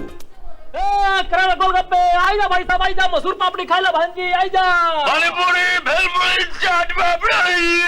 ये ज्यादा फालतू बात नहीं ना करना का, भांजी के लिए पापड़ी बनाओ। क्या कर रहे हो? बना रहे हैं भैया, बना रहे हैं। तो जल्दी करा भांजी, मिर्ची तेज या कम? तेरे को तो पता है मैं बड़ी तेज मिर्च खाती हूँ, कभी कम खाई है मैंने? गोलगप्पे कराला गोलगप्पे पापड़ी, आइजा भाई साहब। अल्लाह बिटवा दे हम का प्लेट। आइए साहब, कैसे हैं भाई साहब? बहुत देर के बाद दर्शन हुआ आपका। लगाना जरा एक चाट पापड़ी। हाँ भाई लो, अच्छा बनाए भाई। बना रहे। भट्टी साहब, मैं सोच रहा हूँ हिंदुस्तान फीवर और क्रुक बॉन्ड के 1000 शेयर खरीद लूं। यार तू क्या हमेशा शेयर खरीदने और बेचने में लगा रहता है? आजकल जमाना है खुद अपनी कंपनी बनाओ, पब्लिक इशू निकालो, लोगों का पैसा इकट्ठा करो, अपना बिजनेस चलाओ। ये थोड़ा है कि हर एरा गैरा गोलगप्पे वाला पब्लिक इशू निकाल दे। तो क्या है, ये चाहे तो सुबह पब्लिक लिमिटेड बनाकर 1 करोड़ रुपया इकट्ठा कर लें। क्या कह रहे हैं? अरे साहब, हमका भी कोई ऐसा तरीका बताई दो ना कि हमारा बिजनेस भी एक्सपांड हो जाए। किसी दिन दफ्तर में मिल लेना इनसे, ये भट्टी साहब चार्टेड अकाउंटेंट हैं, सब समझा देंगे। अरे किसी दिन का बाबूजी, हम कल ही आ जाता है। और आप हमका समझाई दो कि पब्लिक इशू का है और ससुरा शेर का है। शेयर का मतलब है लोग तुम्हारे काम में पैसा लगाकर हिस्सेदार बन जाते हैं। अब उनका पैसा तुम्हारे पास है, जो मर्जी करो। मगर भैया गोलगप्पन के बिजनेस में कौन पैसा लगाई? मैं गोलगप्पों के बिजनेस की ऐसी रिपोर्ट प्रोजेक्ट करूंगा, ऐसी रिपोर्ट प्रोजेक्ट करूंगा, लोग समझेंगे ये बहुत बड़ा फूड इंडस्ट्री यूनिट है। और कंपनी का नाम रखेंगे PP वाटर बॉल्स। ये कोई इंग्लिश कंपनी है का मालूम भैया? हाँ।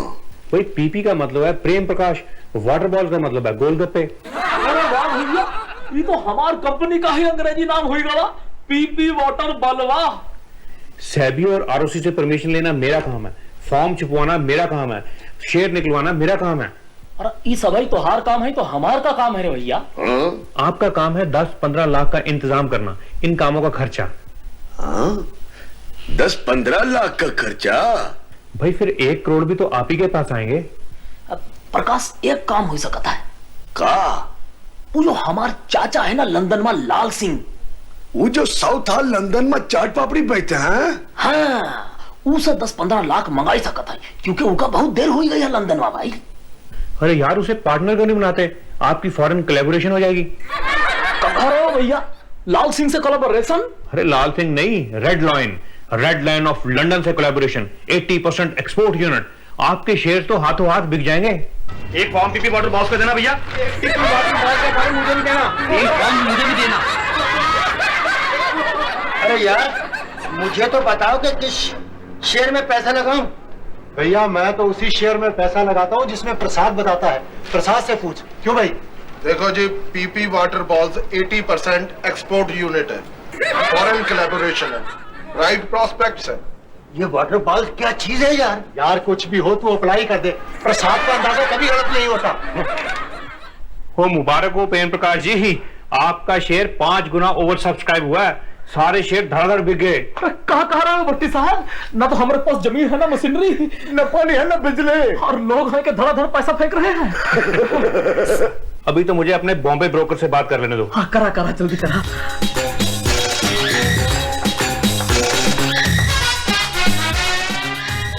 हाँ हेलो बिहारी, हाँ मैं बोल रहा हूँ भट्टी भाई।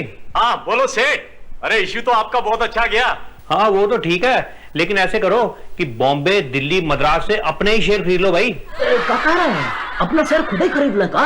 भाई हम अपना शेयर खरीदेंगे, उसे देखकर लोग भी हमारा शेयर खरीदेंगे, देखा देखी भाव बढ़ेगा। हाँ बिहारी, अपना शेयर अखबारों में जरूर आना चाहिए, चाहे कुछ खर्चा ही करना पड़ जाए। मैंने कहा था ना पीपी वाटर बॉल्स बढ़ेगा, पीपी 22 का हो गया। 10 रुपए का शेयर 22 रुपए में? यार बेच दे। अभी नहीं, अभी और देखो। यार प्रसाद कह रहा है तो इसकी बात मान ले। बिहारी कुछ लॉट और खरीदो यार, शेयर को उठने दो। पीपी वाटर बॉल्स का रेट पता क्या है? 45 रुपए।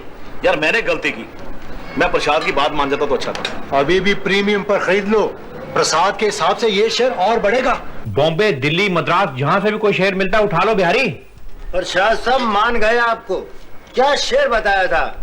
दिनों में 90 से ऊपर का हो गया। रेड लाइन ऑफ लंदन के साथ कोलैबोरेशन है, ये तो 100 से भी ऊपर जाएगा। भट्टी साहब, हर दफ्तर गली गली में हमारे शेयर की चर्चा हो रही है। 100 रुपए में भी लोगों को नहीं मिल रहा। भाई मिलना कहां से है, सारे के सारे शेयर है ही अपने पास। और अब वक्त आ गया, हमें सारे के सारे शेयर बेचकर 8-10 गुना पैसा अंदर करना चाहिए। क्या स्कीम है गुरु? लगाओ बिहारी ब्रोकर को फुलवा। पीपी वाटर बॉल्स गिरना शुरू हो गया है, बेच न दे। मैंने तो पहले ही प्रीमियम पे खरीदे हैं, मुझे तो बेचकर घाटा हो जाएगा। चल थोड़ी देर वेट कर लेते हैं, शेयर चढ़ी जाए। भट्टी साहब, आपको हमारे जैसा ब्रोकर नहीं मिलेगा। अरे आपका फोन आते ही 2 दिन के अंदर अंदर सारे शेयर निकलवा दिए। Very good Bihari, very good. अब रेट चाहे 30 हो या 3, हमें क्या, हमारे पैसे तो पूरे हैं। अरे मरवा दिया यार, 10 रुपए का शेयर 3 रुपए में भी नहीं बिक रहा। प्रसाद साहब, आप तो कह रहे थे कि PP water balls English company है, फॉरेन कोलैबोरेशन है। मुझे भी आज ही पता चला कि पीपी वाटर बॉल्स गोलगप्पे बनाने वाला कोई प्रेम प्रकाश है। आपको वीलुकअप फॉर्मूला आता है? अब तक नहीं आता और ना ही आपने इसको सीखा हुआ है। दोस्तों यूं गर्मा गर्म चाय पीने से ना आपके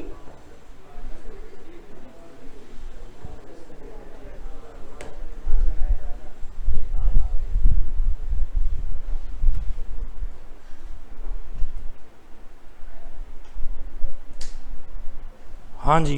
तो बेटा आपने देखा किस तरीके से मार्केट में शेयर्स की मूवमेंट होती है just with the rumours. Company का नाम पसंद आ गया, लोगों को लगा ये एक फॉरेन कंपनी है, फॉरेन कोलैबोरेशन है, लगा दिए अपने पैसे। And it is quite common. Paytm आप लोगों ने सबने नाम सुना होगा, बस इसी नाम सुनने के चक्कर में वो ओवर सब्सक्राइब हुआ था। जबकि हम लोग थे, हमारे और भी कंसल्टेंट रहते हैं साथ में, उन्होंने रिसर्च की थी, उसकी फाइनेंशियल स्टेटमेंट देखी थी। जो कंपनी उस टाइम पे लॉस मेकिंग थी, तो वो डेफिनेटली इट वाज क्लियर था कि जो लोग ले रहे हैं वो फंस रहे हैं। और ऐसे लोग जिनका आज तक कभी बेटा शेयर नहीं लगा, उनका पेटीएम का शेयर जरूर लगा था, और अल्टीमेटली क्या हुआ था पेटीएम के शेयर के बाद, उसका शेयर ड्रास्टिकली फॉल हुआ। बाद में बढ़ा भी सही, लेकिन स्टिल उतनी रिटर्न नहीं मिल पाई जितनी लोगों ने एक्सपेक्ट की थी। This is only because of gossiping rumours. और वही हम यहाँ डिस्कस कर रहे थे कि अगर हम लोग इन लोगों को सेटिस्फाई नहीं करेंगे तो क्या होगा, ये मार्केट में क्या फैलाएंगे बेटा, रूमर्स, और वो हम नहीं चाहते। तो बहुत ही फनी वे में आपको पूरा शेयर कैसे इशू होता है, क्या क्या चीज़ें होती हैं, क्या मेल प्रैक्टिसेस भी हो सकती हैं, वो सब चीज़ें आपको बताइए। समझ में आए बेटा सबको वीडियो? यस और नो? ओके।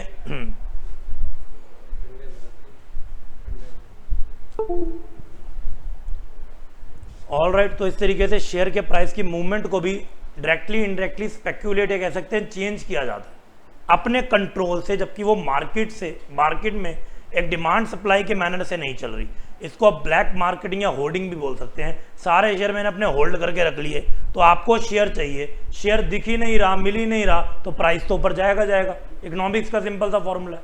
तो उसी बेसिस पे मार्केट में अपने शेयर के खुद प्राइस बढ़ाने के लिए ये चीज़ें कंपनियां करती हैं। ऑल्दो इस पर सेबी की बड़ी क्लोज नज़र रहती है और उनको पता चलता है, तो वो कंपनी को लिस्टेड कंपनी से डिबेयर भी कर सकती हैं कि कल से तुम लिस्टेड कंपनी नहीं हो, फिर तुम कभी शेयर इशू नहीं कर पाओ। बात समझ में आ गई सबको? यस और नो? चलो जी, वेरी गुड।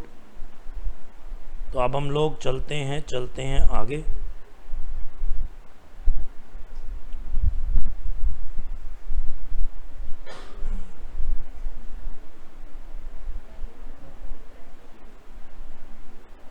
चलो जी, और हम लोग अब बात करते हैं सब्सक्रिप्शन की।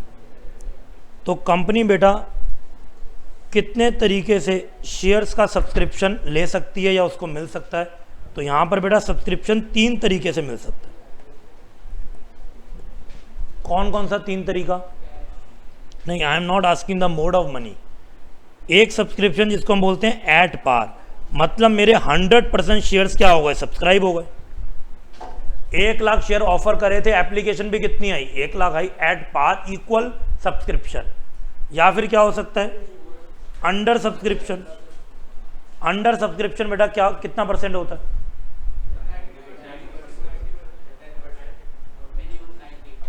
मिनिमम 90। और 90 से कहाँ तक, कहाँ से कहाँ तक की बेटा इसकी लिमिट होगी? 90 से 100, बट ऑब्वियसली 100 से कम होना चाहिए, 90 से 100 के बीच। और अगर ओवर सब्सक्रिप्शन हुआ मतलब 100% प्लस। अगर 80% सब्सक्रिप्शन मिला तो क्या वो अंडर सब्सक्रिप्शन नहीं होगा? हाँ जी, होगा कि नहीं? शेयर ही अलॉट नहीं होंगे। तो देयर इज अ क्लॉज जो अभी 2013 में जो है अनाउंस हुआ, बहुत ही इंपॉर्टेंट क्लॉज लेकर आए, जिसमें उन्होंने बोला कि शेयर में भोले भाले इन्वेस्टर्स का बहुत पैसा लगता है, और हमारी कंट्री के अंदर जो कंपनीज़ हैं वो किसी भी तरीके से अट्रैक्ट करके उन भोले वाले इन्वेस्टर का पैसा ले लेती थी। बाद में पता चलता था वो कंपनी एक शेल कंपनी है और वो कुछ काम करती नहीं है, और अल्टीमेटली उनको जितना भी सब्सक्रिप्शन मिलता है 50% 60% वो लेकर गायब हो जाती है। डायरेक्टर की जेब में वो पैसा आया और कंपनी बंद। तो उसको अवॉइड करने के लिए एक मिनिमम सब्सक्रिप्शन का क्लॉज लाए। तो क्या है वो clause? At least a minimum of 90% subscription, 90% subscription must be achieved। कम से कम इतना आपको अचीव करना पड़ेगा, otherwise issue will be treated as, नहीं तो इशू को क्या माना जाएगा? Null and void. And amount so received, जो आपको अमाउंट मिला होगा 80% पे, 85 पे, या जितने भी परसेंट पे आपको सब्सक्रिप्शन मिला, amount so received will be refunded to the applicants. जिन्होंने वो पैसा लगाया उनको वो पैसा भी क्या करना पड़ेगा? वापस करना पड़ेगा। इसीलिए अंडर में 90 से 100 की बात करते हैं, 90 से कम वाला तो सब्सक्रिप्शन ही नहीं है। तो अंडर, ओवर और पार की तो बात ही छोड़ दो, वो that is not called as subscription, क्योंकि वो आप सब्सक्राइब कर ही नहीं सकते। आपको पैसा क्या करना पड़ेगा, वापस करना पड़ेगा। ठीक है बेटा, इसीलिए कंपनी को सोच समझ कर ही अपना IPO लाना होता है, किस टाइम पे लाना है वो उनको सोचना पड़ता है। डन। और इसी बेसिस पे जो हमारी मार्केट है उसके भी कुछ सीजन्स होते हैं, मार्केट स्ट्रक्चर या मार्केट सीजन्स। बेटा क्या क्या सीजन्स होते हैं?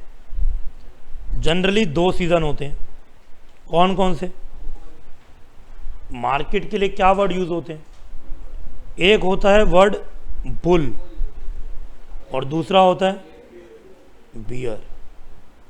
अभी आजकल कौन सी मार्केट चल रही है? बियरिश मार्केट चल रही है।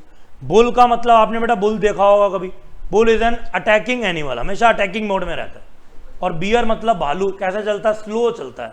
भालू की चाल बड़ी हल्की फुल्की होती है, तो मार्केट भी ऐसी चल रही है अभी, हल्की फुल्की। और बुल के टाइम में मार्केट एग्रेसिव होगी। इसके और भी नाम है, जैसे बुल का मतलब एग्रेसिव और बूम, और इसका नाम स्लगिश और depressive market. Market is in depression, market को भी बेटा डिप्रेशन होता है। Got it? तो imagine you are a financial consultant of XYZ limited and now XYZ limited wants to issue shares to the public. Would you suggest them to issue shares at this point of time? क्या बोलोगे? कर दो 1 करोड़ का issue, announce हो जाएगा, subscribe? मना कर दोगे? क्यों मना करोगे? क्योंकि मार्केट क्या है? बियर, स्लो है, सब्सक्राइब होना हो खतरा है, बहुत कुछ इवेल्युएट करना पड़ेगा तब सोचेंगे। और अगर बुल मार्केट है तब क्या बोलते कि कर लो इशू, बिकॉज बेटा बहती गंगा में हाथ धोना है। तब तो कंपनी कैसी भी हो, सभी के ही ओवर सब्सक्राइब्ड हो रहे होते हैं, तो तुम्हारे क्यों नहीं होंगे? ओके जी, तो सबके ही होंगे। Got it? लेकिन हम बियर में भी अनाउंस कर दें तो क्या ही दिक्कत है? ज्यादा से ज्यादा क्या हो जाएगा? हाँ जी, ज्यादा से ज्यादा क्या हो जाएगा? अंडर सब्सक्रिप्शन तो अच्छी बात है, 90 से ऊपर हो गया सब्सक्राइब। ज्यादा से ज्यादा नो सब्सक्रिप्शन हो जाएगा। 90 से कम को नो सब्सक्रिप्शन बोलते हैं बेटा, क्लियर रखना। ट्रू फॉल्स में आता है क्वेश्चन कि 90 से कम अंडर सब्सक्रिप्शन होता है, तुम ट्रू लिख के आते हो और मार्क्स 0, वो नो सब्सक्रिप्शन है। अंडर का मतलब है 100 to 90 के बीच में वो सब्सक्राइब सर्वाइव कर जाएगा। तो अगर मान लो मिल भी गया मुझे 75%, तो पैसे वापस कर दूंगा, क्या दिक्कत है? हाँ जी, क्या दिक्कत है बेटा? एक मैंने चांस तो लिया, हो जाता तो अच्छी बात थी, नहीं हुआ तो कोई बात, इससे बुरी क्या हो सकता है? और तो कुछ नहीं हो सकता। तो फिर क्यों मना किया आप लोगों ने? नाम खराब हो जाता है। कहाँ जाएगा बेटा कंपनी का नाम जो खराब होगा? हाँ जी, गुडविल होती है बेटा, कहाँ मिलती है? सब चीज तुम मेरे पे डाल दिया करो। मैं तुमसे एक क्वेश्चन पूछूंगा, उस क्वेश्चन का भी आंसर तुम मेरे से मांगोगे।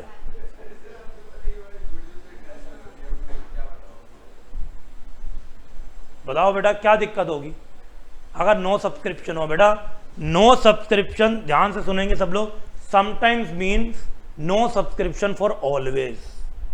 एक बार नो सब्सक्रिप्शन आना मतलब बार बार आना, क्योंकि बेटा अगली बार भी कोई भी आपकी कंपनी का शेयर लेगा, वो कुछ करे या ना करे, एटलीस्ट अगर आपने 10, 50, 100 रुपये आपको दे रहा है, तो बेटा गूगल पे तो आपकी कंपनी का नाम लिख ही सकता है ना। और वहीं पर वो लिखेगा तो आ जाएगा डिटेल में कि इन्होंने तो 6 महीने पहले भी अप्लाई किया था और मिनिमम सब्सक्रिप्शन अचीव होने के ना चक्कर में अचीव नहीं हो पाया, इसलिए नल एंड वॉइड हो गया था और पैसे वापस करने पड़े। अब ये इन्फॉर्मेशन जानने के बाद क्या आप अपने 100 रुपये लगाएंगे? नहीं लगाएंगे।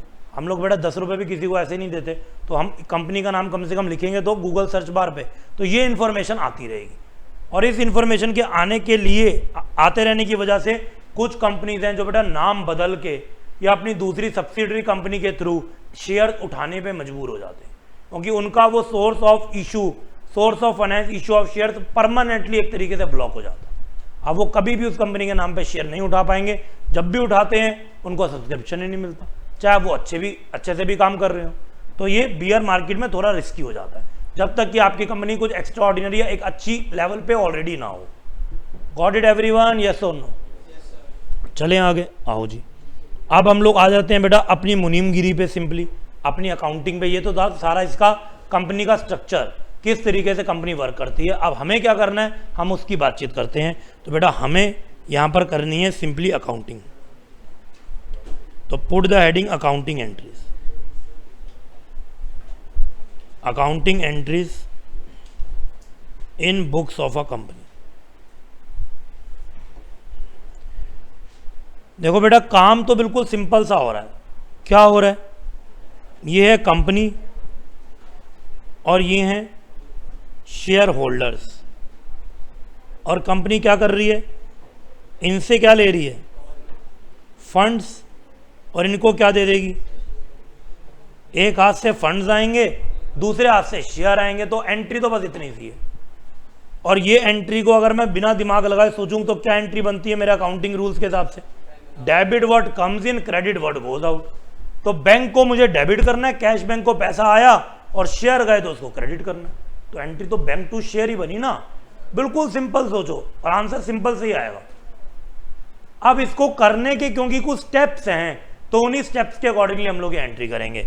अब वो स्टेप्स क्या हैं बेटा, कंपनी को जैसे मैंने बताया पहले ही दिन सारे पैसे नहीं चाहिए। अगर कंपनी को कोई बिल्डिंग भी बनानी है और बिल्डिंग बनेगी 10 करोड़ की, क्या बेटा पहले दिन बिल्डर कॉन्ट्रैक्टर 10 करोड़ मांगेगा कि मुझे लगाने हैं? ये तो बेकार की बात है। पहले खाली पिलर डलेंगे, फिर और काम होगा, फिर बाद में फिनिशिंग होगी, तो धीरे धीरे पैसा लग रहा है। तो क्या मैं अपने शेयर होल्डर से पहले दिन ही 10 करोड़ मांग लूं कि मैं भी धीरे धीरे मांगू? क्यों, मैं मांग लेता हूं पहले 10 करोड़ पड़े रहेंगे मेरे पास, क्या दिक्कत है? बेटा शेयर पे कौन इंटरेस्ट देता है, कौन था इंटरेस्ट वाला? बेटा शेयर पे तो कोई इंटरेस्ट की बात नहीं होती है सर। नहीं, मैं एडवांस की बात ही नहीं कर रहा ना। मैं पूरे अगर ले लूं 10 रुपए तो उसको हम एडवांस नहीं बोलेंगे। बताओ बेटा, ले सकता हूं कि नहीं? लेकिन बेटा क्या उसका मुझे फायदा होगा? होगा कि नहीं होगा? होगा बेटा, क्या होगा? एरियर होगा ही नहीं, क्योंकि पहले ही उठा लिए सारे पैसे, कोई दिक्कत ही नहीं है। ये तो एक पॉजिटिव है। लेकिन बेटा अगर मैंने आपसे सपोज करो 10 रुपए लिए, तो आपकी एक्सपेक्टेशन मेरे से कितने रुपए की होगी? 10 रुपए की। तो मैंने आपसे 10 रुपए लिए, आप 10 रुपए की सर्विस मांगते हैं। और अगर मैंने आपसे 100 रुपए लिए तो आप मेरे से 100 रुपए की सर्विस एक्सपेक्ट करते हैं। और अगर मैंने आपसे 1000 रुपए लिए, अब आपको मेरे से सर्विस भी 1000 वाली चाहिए। तो मैं रुपए तुमसे 1000 ले रहा हूं और सर्विस अभी कुछ दे नहीं पाऊंगा, क्योंकि काम तो अभी होना नहीं। तो तुम्हारी एक्सपेक्टेशन ज़्यादा होगी, बदले में मेरे हिसाब से रिटर्न तुमको मिलेगी कम। तो क्या होगा, तुम खुश रहोगे कि फ्रस्ट्रेट रहोगे? फ्रस्ट्रेट रहोगे तो क्या चुप रहोगे कि गॉसिपिंग करोगे? और गॉसिपिंग करोगे तो उससे मेरे शेयर को अच्छा लगेगा कि बुरा लगेगा? मेरा शेयर डाउन जाएगा। यही तो मैं चाहता नहीं। मैं चाहता हूं जितना मैं तुमसे पैसा ले रहा हूं तुम्हें मैं उतनी रिटर्न डायरेक्टली इनडायरेक्टली देता रहूं। और इसीलिए हम उतने ही पैसे उठाएंगे जितने हमको अभी काम करना है, जितनी जरूरत है, और एक्स्ट्रा पैसा हम लोग नहीं उठा पाएंगे। और ऐसे ही धीरे धीरे पैसे उठाने को हमने कुछ इंस्टॉलमेंट्स के नाम रखे हुए हैं। वो क्या क्या हैं उनको लिखते हैं। एप्लीकेशन, आई नो कि आपको नाम पता है, लेकिन फिर भी बेटा दोबारा से लिखेंगे, समझेंगे। एप्लीकेशन के बाद अलॉटमेंट के बाद, और उसके बाद सेकंड और फाइनल कॉल। अब इन सारी इंस्टॉलमेंट की बेटा कुछ खासियत है, नाम भी कुछ लॉजिक से रखे गए हैं। एप्लीकेशन इसलिए क्योंकि अभी आपने एप्लीकेशन दी थी, इसलिए एप्लीकेशन। अलॉटमेंट इसलिए क्योंकि मैंने एप्लीकेशन में से छांटा और किसको शेयर देना नहीं देना उसकी अलॉटमेंट करी, तो अलॉटमेंट। फर्स्ट कॉल उसके बाद जो मैं पहली बार अलग से कॉल कर रहा हूं, और सेकंड कॉल उसके बाद की कॉल। तो बेटा इनमें लेकिन प्रोसेस में थोड़ा सा डिफरेंस है। जो एप्लीकेशन होती है, क्या मैं तुम्हें स्पेसिफिकली मेल करके पैसा मांगता हूं? तुम्हारी मेल बॉक्स में मेल आता है कि 2 रुपए दो, या एक जनरल अनाउंसमेंट के बाद तुम अपनी तरफ से 2-2 रुपए देते हो? क्या मैंने स्पेसिफिक अनाउंसमेंट करी कि जनरल? जनरल होती है to a public at large, without जाने पहचाने की पब्लिक कौन थी। और स्पेसिफिक होती है कि किसी के पर्टिकुलरली नाम पे, पेन पे पिंच करके मैंने दी। तो बताओ बेटा एप्लीकेशन जो जाएगी वो जनरल जाएगी कि स्पेसिफिक? जनरल। तो इसमें क्या होता है, इसमें क्या होता है, पहले फर्स्ट मैं क्या करता हूं, मनी रिसीव्ड करता हूं। एंड देन मैं रिकॉर्ड करता हूँ। पहले आप मुझे पैसा देते हैं तब मैं रिकॉर्डिंग करता हूँ, क्योंकि मैं तो आपको जानता भी नहीं था, आप मुझे शायद जानते थे इसलिए आपने मुझे 2 रुपए दिए। और उसके बाद मैं आपको जान गया, मैंने कहा you are glad to know that you have become the share holder of our esteemed organisation, so इसी खुशी में अगले 3 रुपए दो। तो अब मैं ये बात तुम्हें ही बोल रहा हूं कि मैं पूरे इंडिया को बोल रहा हूं, सिर्फ तुम्हें बोल रहा हूं। तो ये जो मेरी कॉल है ये स्पेसिफिक है कि जनरल है? स्पेसिफिक है। तो अब क्या होगा, फर्स्ट रिकॉर्ड, अब मैं पहले आपके नाम रिकॉर्ड करूंगा कि इनको ये मैसेज भेजो एंड देन मनी रिसीव। उसके बाद हम पैसा देते हैं। फर्स्ट कॉल में क्या होता है, तुम अपने आप पैसे दोगे कि पहले मैं मांगूंगा? यहां पर भी मांगूंगा, तो पहले रिकॉर्ड होगा फिर पैसा मुझे मिलेगा, और लास्ट में भी पहले रिकॉर्ड और फिर तुम मुझे पैसा दो। बस पहली ऐसी स्टेज है जहां पर मैं तुम्हें तुम्हारे नाम से नहीं बुलाता और तुम मुझे खुद पैसा देके तुम मेरे साथ रिश्तेदारी जोड़ते हो, तुम मेरे साथ लिंक बनाते हो, मैं नहीं बनाता। आप कहो सर आपने भी तो इन्फॉर्मेशन दी थी, वो जनरल इन्फॉर्मेशन थी, तुम्हें नहीं पसंद तुम इग्नोर कर सकते हो। अभी बेटा इतने सारे IPO आते हैं, क्या तुम्हें पता है? नहीं पता। जनरल इन्फॉर्मेशन तो आज भी चल रही है। तुम क्या 2-2 रुपए दे रहे हो? नहीं दे रहे। तो अगर 2 रुपए दिए तुमने तो तुम इंटरेस्टेड थे मेरी कंपनी में शेयर होल्डर बनने के लिए। नोट इट डाउन बेटा, फटाफट से सब लोग नोट डाउन करेंगे।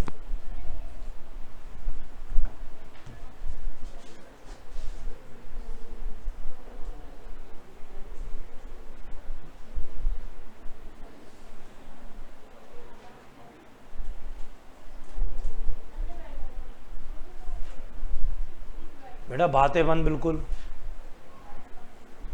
बातें घर के लिए बचा के रखो बेटा, या ब्रेक के लिए बचाओ। इंस्टीट्यूट सुन लेता है बेटा, इंस्टीट्यूट के कान बहुत तेज है, वो सुन लेता है कि क्लास में पढ़ाई हो रही थी कि बातें हो रही थी। ओके, फिर तुम्हें पता है कि वो रिजल्ट कैसे करता है, इसलिए क्लास में बातें बिल्कुल नहीं। बातें करनी है सिर्फ मेरे से कर सकते हो। डन? ओके जी, क्लियर है सबको? यस और नो? तो अब हम लोग बात कर रहे थे कि जब कंपनी पैसा मांगती है तो बेसिकली 2 ही काम कर रही है, कंपनी को मिल रहे हैं फंड्स और कंपनी दे रही है शेयर। तो इसकी तो बहुत सिंपल सी अकाउंटिंग बनती है, bank account debited to share, यही बनती है। तो नेट में यही एंट्री होगी, बिलीव मी, लेकिन प्रोसेस के थ्रू। और वो प्रोसेस क्या है, पहले एप्लीकेशन के पैसे आएंगे तब रिकॉर्ड करेंगे। तो क्या एंट्री होगी,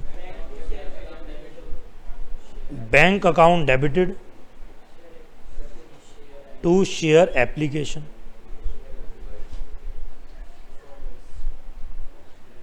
being share application money received. और इसके बाद जो पैसा आया वो हम रिकॉर्ड करेंगे कि किन किन का पैसा आया, और उस पैसे को एक्नॉलेज करेंगे और अपने कैपिटल का पार्ट बनाएंगे। तो क्या एंट्री होगी,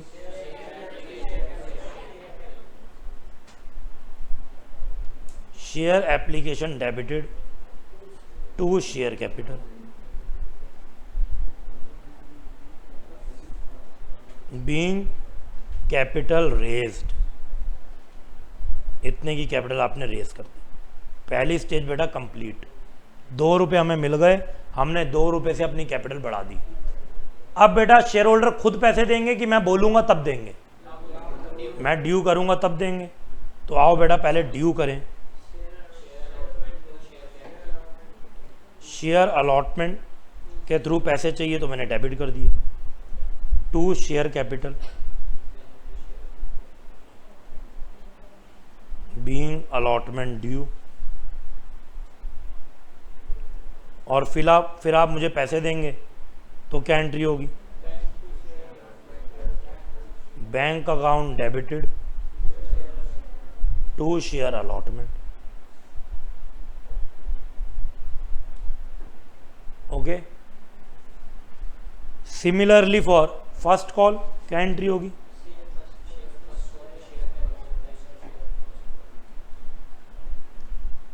share first call debited to share capital and bank debited to what, to share first call. और बेटा ऐसे ही लास्ट कॉल और सेकंड कॉल की entry, share second call debited to share capital and bank account debited to share second call.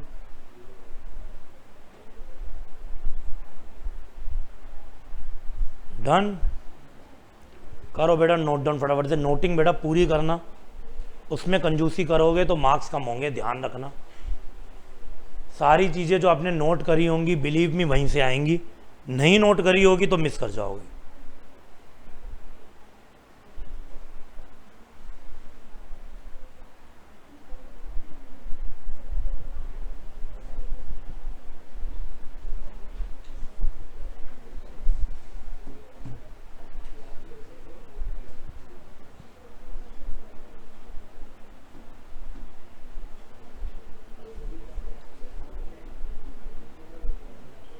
Yes done everyone. तो आओ जी बेटा अब एक और कॉन्सेप्ट देखें, that is solution for over subscription.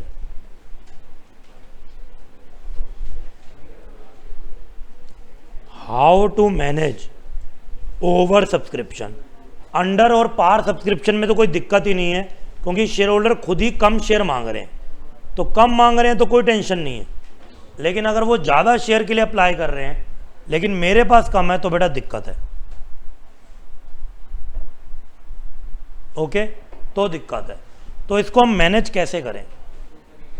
एक सिचुएशन लेते हैं हम लोग, बेटा सिचुएशन लेते हैं। आप हैं, आपका ब्रदर या आपकी सिस्टर है, जो भी है रियल, और साथ में पेरेंट्स हैं, मम्मी पापा, और आपने बेटा एक पिज़्ज़ा ऑर्डर करा। ठीक है जी, क्या ऑर्डर करा? पिज़्ज़ा। पिज़्ज़ा के मान लो 4 स्लाइसेस हैं, तो आपने चारों लोगों के लिए करा, आप 4 ही लोग हैं। ठीक है जी, आपने जोमेटो स्विगी से पिज़्ज़ा ऑर्डर करा, वो आने ही वाला है। और बेटा 10 मिनट के बाद बेल बजी, और वो होता है ना कैमरा सा जिसमें हम देख लेते हैं, आपने कैमरे से देखा तो कौन होगा? पिज़्ज़ा वाला होगा? नहीं बेटा, आपके 2 कज़न ब्रदर्स आ गए। ठीक है जी, पिज़्ज़ा आने से पहले वो आ गए, तो बेटा क्या करोगे? ऑर्डर कैंसिल कर दोगे? क्या करोगे बेटा बताओ? उनको गेट ही नहीं खोलोगे? बेटा बुलाना पड़ेगा कि नहीं बुलाना पड़ेगा? बुलाना तो पड़ेगा।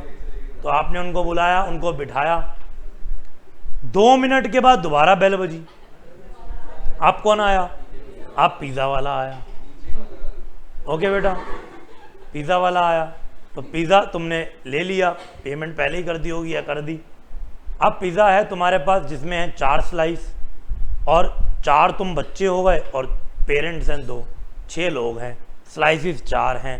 बेटा कैसे बांटेंगे, कैसे एलोकेशन करें? क्या करोगे बेटा? 6 से कर लोगे, 4 के ऐसे इक्वल टाइप करके ये कर लेंगे, तो ये तो सबसे ईजी सोल्यूशन है, ताकि सबको मिले एक इक्वल प्रोपोर्शन। तो इस प्रॉब्लम का क्या क्या सोल्यूशन है वही हमको देखना है। तो पहला सिनेरियो या केस 1 क्या करेंगे? पूरी प्रॉब्लम का एक ही सोल्यूशन, क्या बेटा सोल्यूशन? प्रो रेटा में बांट दिया, प्रोपोर्शनेट कर दिया, मीन्स प्रो रेटा अलॉटमेंट कर दिया। प्रो रेटा means proportionate, nothing else, equal अपने हिसाब से बांट दिया। ओके, या तो ये सोल्यूशन हो गया, पापा मम्मी हम 4 सबने खाया। और बेटा दूसरा क्या तरीका हो सकता है? केस 2 और क्या हो सकता है? यस, कौन है एक्स्ट्रा? उनको मना कर दोगे बेटा, अच्छा लगेगा। कल को तुम में भी उनके घर जाना है बेटा, तुमने तो पिज़्ज़ा मंगाया, वो पता नहीं क्या क्या मंगाए, अच्छा लगेगा तुम्हारे सामने वो खा रहे होंगे, तुम्हें पूछेंगे नहीं। नहीं बेटा पैसे नहीं है, और पैसे तो एक ही पिज़्ज़ा के थे, वो आ चुका है, तो कैसे होगा? स्टोरी चल रही है, स्टोरी में आंसर दो। अच्छा, जो पहले उठा ले, लड़ाई झगड़ा घर में ही। हाँ जी, पापा आपके उठाने आ रहे हैं और आप पहले उठा लेंगे, ऐसे करेंगे बेटा, अच्छा लगेगा? घर में भगदड़ मच जाएगी बेटा, पिज़्ज़ा खाया कम जाएगा, गिरेगा ज़्यादा। बेटा क्या हो सकता है ऐसी सिचुएशन में? जनरली क्या होता है, हमारे मम्मी लोग बोलते हैं मेरा पिज़्ज़ा वीज़ा खाने का मन नहीं है, मुझे ये चीज़ें अच्छी नहीं लगती, मैं तो खाना ही खाऊंगी। ऐसा होता है कि नहीं?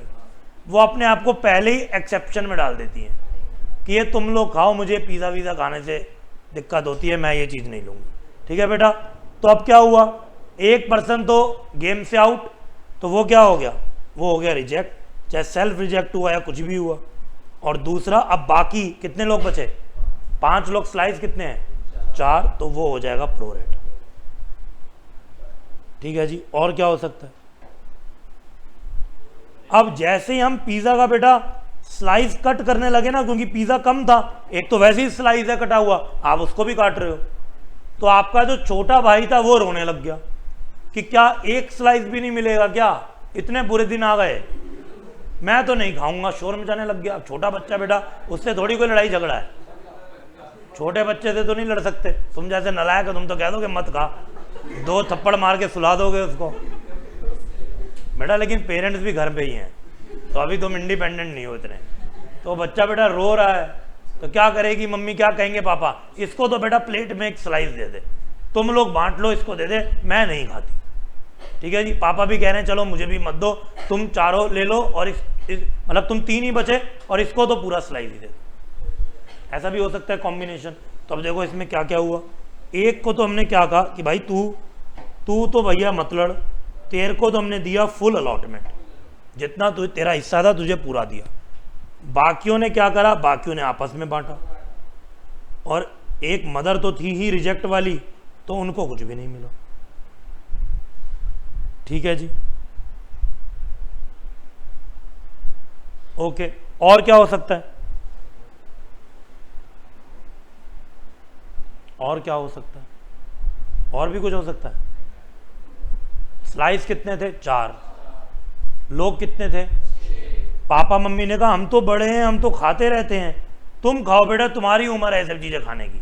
ऐसा होता है। तो पापा मम्मी दोनों गेम से आउट, लोग कितने बचे बाकी, 4, स्लाइस भी कितने हैं, तो क्या बना कॉम्बिनेशन,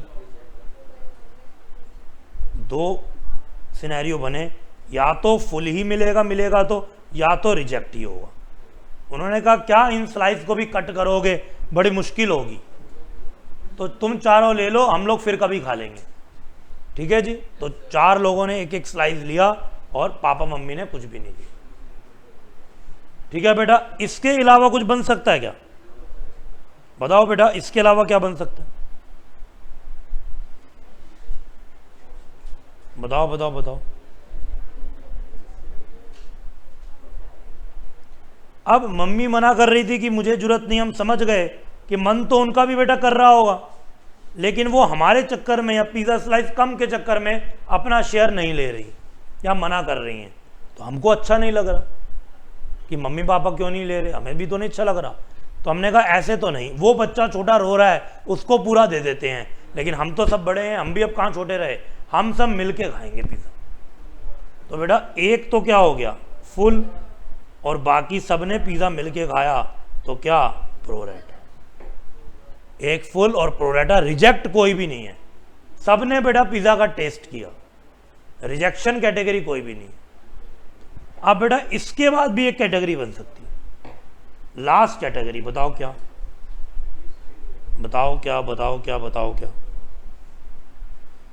ये मैक्सिमम कैटेगरी है जिसमें बहुत सारी चीजें होंगी। एक छोटा बच्चा जो रोने लग जाता है उसको तो फुल दो, ठीक है बेटा। एक मम्मी जो कहती है कोई बात नहीं, वो रिजेक्ट। अब 2 कैटेगरी क्या बनेगी, हाँ जी, एक फुल दे दिया, एक रिजेक्ट हो गया, तो अब स्लाइस कितनी बची, 3, और व्यक्ति कितने बचे, 4। तो बेटा 3 स्लाइस हैं और 4 व्यक्ति हैं, तो काटा पीटी करनी पड़ेगी कि नहीं, कुछ ना कुछ तो करना पड़ेगा। और कभी आपने भी किया होगा तो उसमें लड़ाई होती है कि नहीं, तेरे को इस एलोकेशन में ज़्यादा फायदा हुआ, ऐसा होता है कि नहीं। आप किसी भी चीज़ को बेटा हाफ कट करोगे ना, कभी सामने वाला व्यक्ति नहीं मानेगा कि आपने सही कट किया। कभी घर पे आपके साथ ऐसा हुआ कि नहीं, पक्का हुआ होगा बेटा। कोई भी ऐसी चीज़ आई होगी जिसको कट करके खाया जाता है, तो उसने कट करा, आपने बोला मैं तो तेरा वाला लूँगा, तूने पक्का चालाकी की है। आपको हमेशा वही ज़्यादा लगेगा जो उसने कट करा होगा, या दोनों में कुछ तो डिफरेंस होगा ही। आप ये नहीं कह सकते बिल्कुल इक्वल हुआ है डिवीज़न। मानते हो कि नहीं मानते? हुआ कभी आपके साथ ऐसा? कभी फ्रेंड्स के साथ कहीं जा रहे हो बेटा या एक खट्टे खा रहे हो तो ये बड़ी प्रॉब्लम होती है और लड़ाई झगड़ा शुरू हो जाता है। ठीक है, वो मीठी मीठी लड़ाई होती है, होनी भी चाहिए इस एज में। ठीक है, कि तेरा ज़्यादा है मेरा कम है, ये हम लोग लड़ते हैं ऐसे। ओके बेटा, तो अब इसमें भी क्या होगा, प्रो रेटा दो तरीके से बन जाएंगे। एक को जो थोड़ा कम मिला और एक को मिला तो मिल बांट के, लेकिन उसमें थोड़ा सा उसको कम मिल गया, तो प्रो रेटा 1 और लिख दो प्रो रेटा 2, प्रो रेटा 1 एंड प्रो रेटा 2। ओके, तो ये सारे के सारे केसेस हो सकते हैं अगर फ्लड ऑफ रिस्पॉन्स आया, अगर ओवर सब्सक्रिप्शन आ गया। बेटा लिख ही लो, फोटो खींचोगे ना तो जैसे आपके मोबाइल में पहले 25,637 फोटो पड़ी हैं, ये एक और ऐड हो जाएगी, उसको भी कोई नहीं देखता, ये भी कोई नहीं देखेगा। नोटबुक में लिखो बेटा, स्टूडेंट बने रहोगे तो जल्दी मेंबर बनोगे, पहले ही मेंबर बन जाओगे तो स्टूडेंट तो कभी मेंबर ही नहीं बन पाओगे। मेंबर समझते हो ना बेटा, सीए मेंबर जब क्वालिफाई करते हैं तो हम लोग मेंबर हो जाते हैं। अभी हमारे पास स्टूडेंट रजिस्ट्रेशन नंबर है, फिर हमारे पास मेंबरशिप नंबर होता है। ये एक आईसी एक एनपीओ एंटिटी है जिसके अंदर सारे मेंबर्स हैं जो क्वालिफाइड है, सबके पास इक्वल वो है राइट। बेटा एनपीओ है, ये भी नहीं पता आपको? हमारा इंस्टीट्यूट एनपीओ है, कितनों को पता था? तुम तो बेटा कई बच्चे तो पढ़ चुके हैं एनपीओ। बिल्कुल एनपीओ, उसका भी बेटा receipt and payment income and expenditure बनता है। वो एक चैरिटेबल इंस्टीट्यूशन है, तुम्हें चैरिटी ही कर रहा है वो, कि तुमसे वो लाख रुपए भी नहीं लेता और तुम्हें इतनी बड़ी डिग्री दे देता, जिसको अगर हम कंपेयर करें किसी कमर्शियल ऑर्गेनाइजेशन के तो कितनी लाखों में मिलेगी, और तुम्हें 1 लाख भी नहीं लेता इंस्टीट्यूट, सच्चाई है। और वो भी आर्टिकलशिप के जरिए उससे ज़्यादा तुम्हें रिफंड करवा देता है। तो फ्री का कोर्स है बेटा, अगर हम इसको जाने पहचाने। ये तो प्राइवेट कोचिंग है, ये तो इंस्टीट्यूट थोड़ी बोलता है तुम प्राइवेट कोचिंग लो। क्या आप इसके बारे में बता के आए इंस्टीट्यूट को कि हम यहाँ पढ़ रहे हैं? क्या उसको मतलब है? नहीं, उसने तो बेटा तुमसे वो एग्जाम फॉर्म की फीस लिया बस, पेपर लेने की और रजिस्ट्रेशन फी, तो लाख रुपए भी टोटल नहीं होता उसका। इसलिए वो क्या है, एक एनपीओ है, setup by an act of parliament. चलो जी, अब और क्या हो सकता है? अब हमने एक्सेस रिस्पॉन्स को दो कैसे ना कैसे मैनेज कर लिया, एडजस्ट कर लिया, और किस्तों में पैसे आएंगे ये भी हम लोगों ने देख लिया। लेकिन उसमें भी कुछ लोग ऐसे हो सकते हैं जो टाइमली पैसे नहीं देंगे, उनको हम क्या बोलेंगे? और जो टाइम से भी पहले पैसे दे देंगे, कॉल्स इन एडवांस। आज बेटा सारे कॉन्सेप्ट पढ़ रहे हैं, समझ रहे हैं, अगली क्लास से क्वेश्चंस ही क्वेश्चंस होंगे। तो कॉल्स इन एरियर्स का क्या मतलब हुआ? Amount due but not paid by a share holder.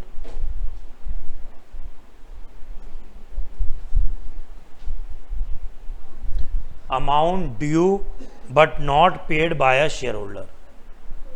And calls in advance, amount received in advance not yet due, जो अभी तक ड्यू भी नहीं हुआ था, ड्यू डेट से पहले ही आपको पैसा मिल गया। Done. Calls in arrears and calls in advance. तो बेटा अगर एरियर्स में मेरा पैसा रहेगा तो अकाउंटिंग वाइज इसको मैं एसेट बोलूंगा कि लायबिलिटी? कॉल्स एरियर्स में है, फ्यूचर में क्या दिख रहा है? पैसा आते हुए दिख रहा है, तो क्या होगी? एसेट। और एसेट का क्या बैलेंस होता है? और अगर एडवांस में आपको पैसा मिल गया तो ये क्या हो जाएगी? और लायबिलिटी का क्या बैलेंस होता है? इतनी सिंपल अकाउंटिंग। ओके जी, तो क्या एंट्री होगी अगर मेरा कुछ पैसा तो मिल गया लेकिन 1-2 शेयर होल्डर ने पैसा नहीं दिया, डिफॉल्ट किया, वो नालायक थे, तो बेटा क्या एंट्री करूंगा? जिन्होंने दे दिया बहुत बढ़िया, बैंक अकाउंट डेबिटेड। जिन्होंने नहीं दिया, calls in arrears debited. To जो भी कॉल का नाम है हम अलॉटमेंट मान लेते हैं, चलो, टू शेयर अलॉटमेंट। अलॉटमेंट का 1 लाख रुपए आना था, 90,000 आ गया तो 90,000 बैंक में, 10,000 एरियर है तो 10,000 एरियर में और 1 लाख रुपए शेयर अलॉटमेंट। ओके जी, ऐसे ही अगर एडवांस में आ गया तो बैंक अकाउंट में मान लो कितना आ गया, 1,20 आ गया, जबकि आना ही कितना था, बस 1 लाख, तो 20,000 एक्स्ट्रा आ गया। तो क्या करेंगे, 2 शेयर अलॉटमेंट, यहाँ पर तो 1 ही लाख आएगा क्योंकि 1 ही लाख की अलॉटमेंट थी। जो ज़्यादा आ गया वो क्या होगा, 2 calls in advance, 2 calls in advance. Okay बेटा, तो इसकी बात करें तो इस पे अगर आप टाइम पे पैसे नहीं दे रहे और बाकी शेयर होल्डर जो टाइम पे पैसे दे रहे हैं, मुझे उनमें और आप में कुछ फ़र्क करना चाहिए कि नहीं, करना चाहिए कि नहीं? हम लोग यहाँ पर जो बच्चों के हाईएस्ट मार्क्स आते हैं और जिनके नहीं आते, फ़र्क करते हैं कि नहीं? उनको रिवॉर्ड करते हैं, सबको रिवॉर्ड करते हैं? नहीं, बाकियों को डांट भी पड़ती है अच्छी खासी। बाकियों को पता नहीं, मैं तो डांटता हूँ बेटा, मानते हो कि नहीं? तो डिफरेंस करा हुआ है तो मत डिफरेंस होने दो, तुम भी टाइम पे पैसे दो, तुम भी अच्छा एग्जाम करो, टेस्ट करो। तो यहाँ पर उन पे क्या पेनल्टी लग रही है, उन पे इंटरेस्ट चार्ज होगा। बताओ बेटा कितना परसेंटेज पे इंटरेस्ट चार्ज करो? हाँ जी, 10%। तो फिर वो लोग जो जल्दी पैसा दे रहे हैं वो कह रहे हैं हमें तुम इंटरेस्ट दो भी, जब उन पे चार्ज कर रहे हो तो हमें दो।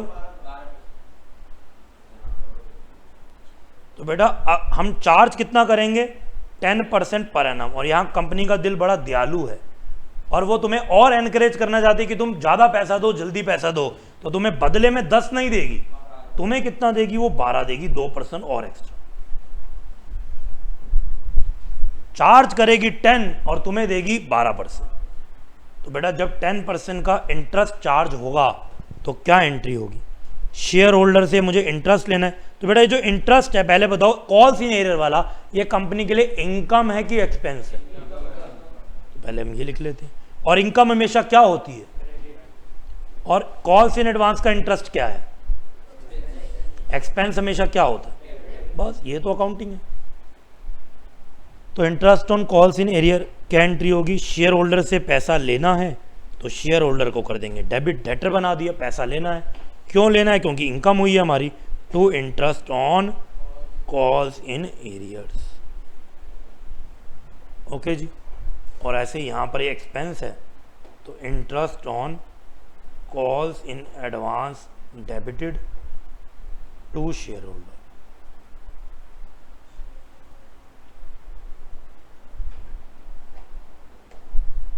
और जब हमको पैसा मिल जाएगा कॉल्स इन एरियर का, या जब हम पैसा दे देंगे कॉल्स इन एडवांस के इंटरेस्ट का, तो क्या एंट्री होगी, जब मिलेगा पैसा तो बैंक अकाउंट को डेबिट करेंगे और शेयर होल्डर को जो डेबिट कर रखा था उसको कैंसिल आउट कर देंगे। और जब पेमेंट कर देंगे कॉल्स इन एडवांस की,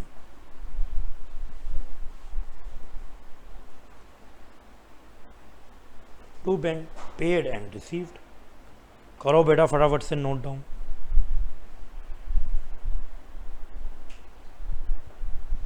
करो करो करो करो करो।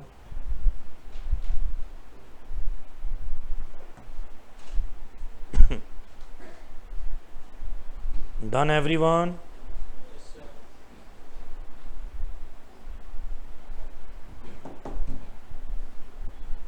Okay.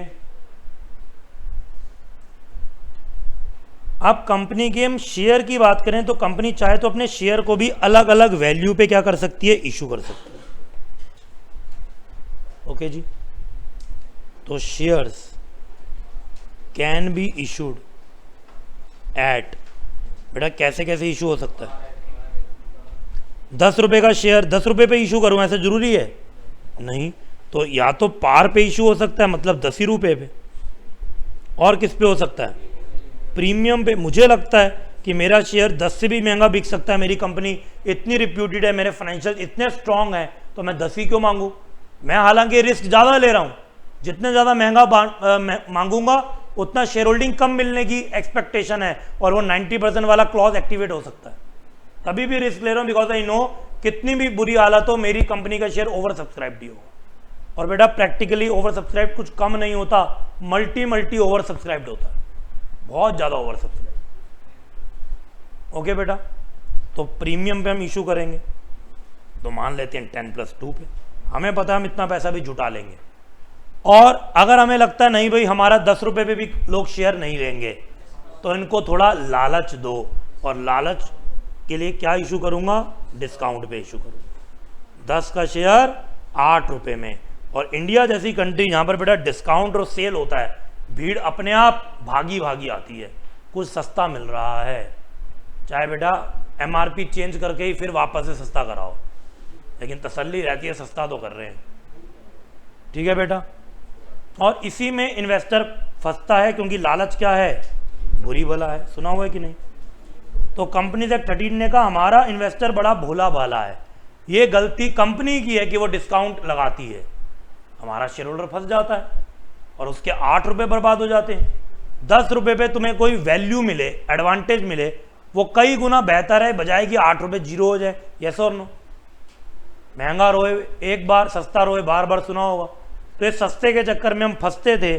कंपनीज एक्ट 13 ने क्या बोला कि issue of shares at discount क्या हो जाएगा, वॉइड हो जाएगा बेटा, ये अलाउ ही नहीं है। और इसके हवाले से एक सेक्शन दिया, सेक्शन 53 के हवाले से। सेक्शन 53 इंसर्ट किया और बोला now issue of shares at discount is prohibited because it is usually used to betray the innocent investor. उनको धोखा देने के लिए, उनका पैसा बर्बाद करने के लिए किया जाता है, और कंपनियां फ्रॉड करती हैं और आपको डिस्काउंट भी इशू करके पता चलता है उस कंपनी में कोई दम ही नहीं था, और आपका 8 रुपये बेटा 8 नहीं है, 8 के आगे इंटू करते जाओ वो बढ़ता जाएगा। 1 लाख, 1 करोड़, 10 करोड़, वो करोड़ों में बातें चली जाती। ठीक है जी, तो तुम्हें बचाने के लिए ये भी पॉइंट लेकर आया गया, नोट इट डाउन फटाफट से। डन। तो इसका मतलब अब हमें बस 2 ही तरह की अकाउंटिंग सीखनी है, एक पार वाली और एक प्रीमियम वाली। हमारा 33.33% कोर्स तो कंपनीज एक्ट 13 ने खत्म कर दिया। अगर मैं अपनी बात करूं, जब हम लोग पढ़ते थे अकाउंटिंग तो बड़ा डिस्काउंट के भी क्वेश्चंस होते थे, डिस्काउंट का भी एक अलग एरिया था, वो तो अब तुम्हारा डिलीट ही हो गया। तो कोर्स क्या हुआ, कम हुआ। अब तुम्हें बस पार और प्रीमियम की ही चीज़ों को समझना है। पार को तुमने समझ ही लिया है, और अब हम लोग बात करते हैं प्रीमियम की। तो लिखो बेटा फटाफट से, when shares are issued at a premium,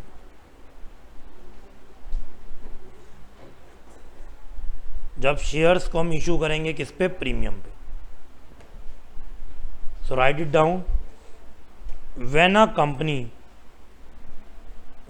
company issues its shares, when a company issues its shares at a price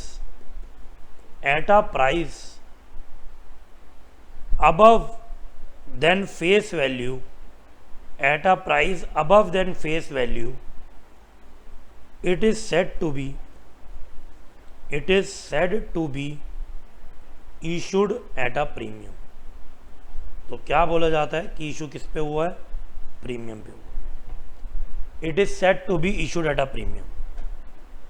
now the question is, ये प्रीमियम पे जो इशू हुआ, चाहे 2 रुपए ज्यादा पे हुआ कि 5 रुपए पे, ये 2 और 5 कहां पर लेगी कंपनी, एक्स्ट्रा वाले पैसे अलॉटमेंट पे लेगी। क्यों, एप्लीकेशन पे नहीं ले सकती, फर्स्ट कॉल पे नहीं ले सकती। अगर लिखा नहीं है, अगर साइलेंट है तो क्या मानेंगे, अलॉटमेंट। अदरवाइज वो कहीं पर भी हो सकता है, जैसा क्वेश्चन बताएगा। तो लिखो,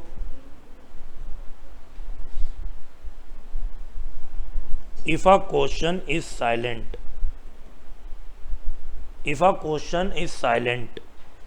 about at which stage premium money is collected,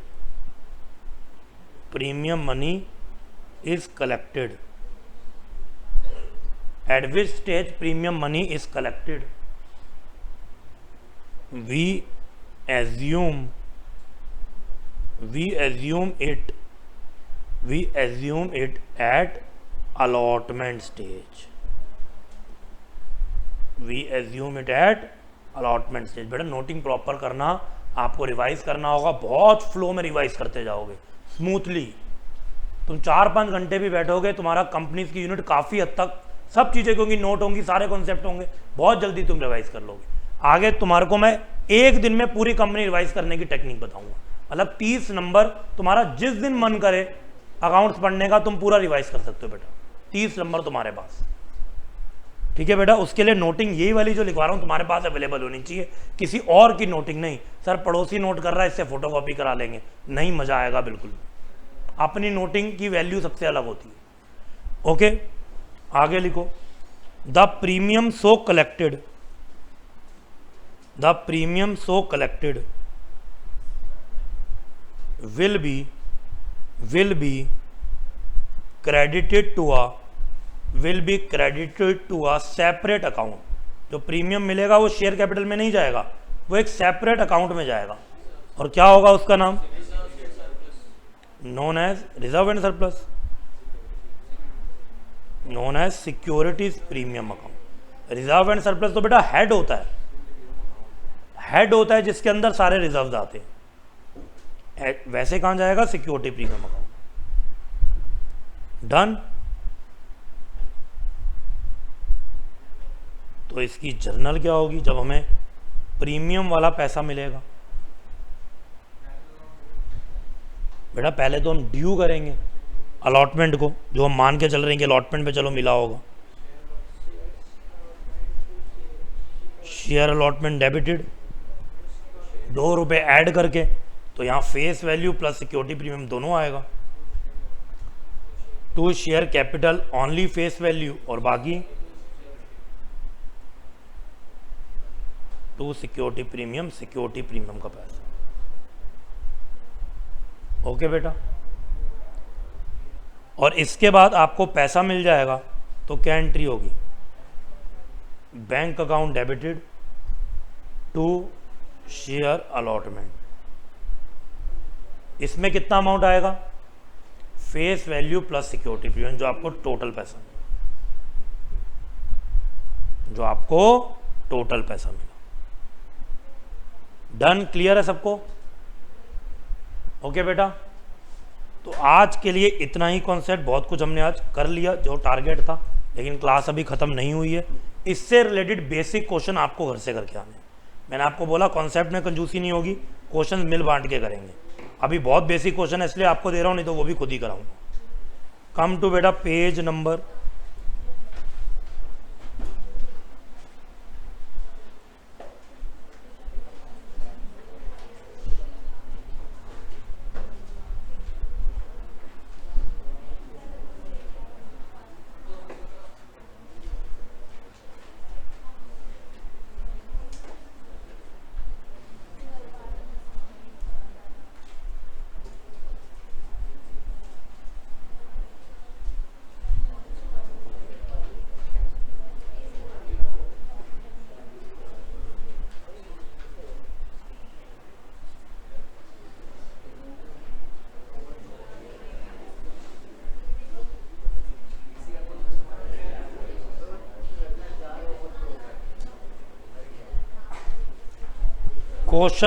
2 is your homework.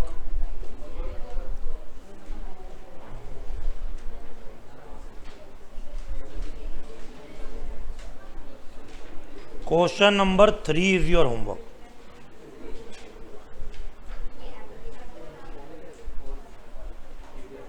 And question number 4. तीनों बहुत बेसिक क्वेश्चन।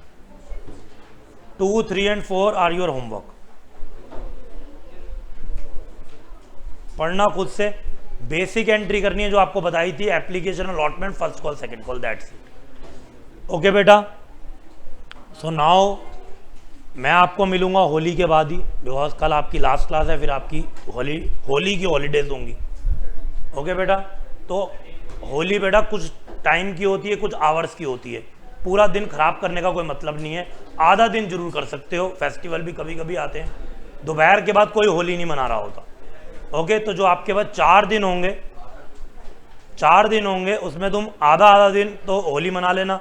होली के बाद तो सैटरडे संडे वो पूरा दिन है तुम्हारे पास पढ़ने के लिए। और अब एग्जाम नियर है बेटा, बाकी टॉपिक्स रिवाइज करो, ये जो पढ़ा है ये रिवाइज करो। ओके, पढ़ने के लिए बहुत कुछ है, ये मत कहना सर पता ही नहीं था क्या पढ़ना है, बहुत कुछ पढ़ना है। पुराने टॉपिक्स को रिवाइज करो, BRS, rectification, inventory, depreciation etcetera. Okay बेटा, तो that's it for today. We'll continue in the next class. Till then, goodbye, take care, stay safe and stay blessed everyone.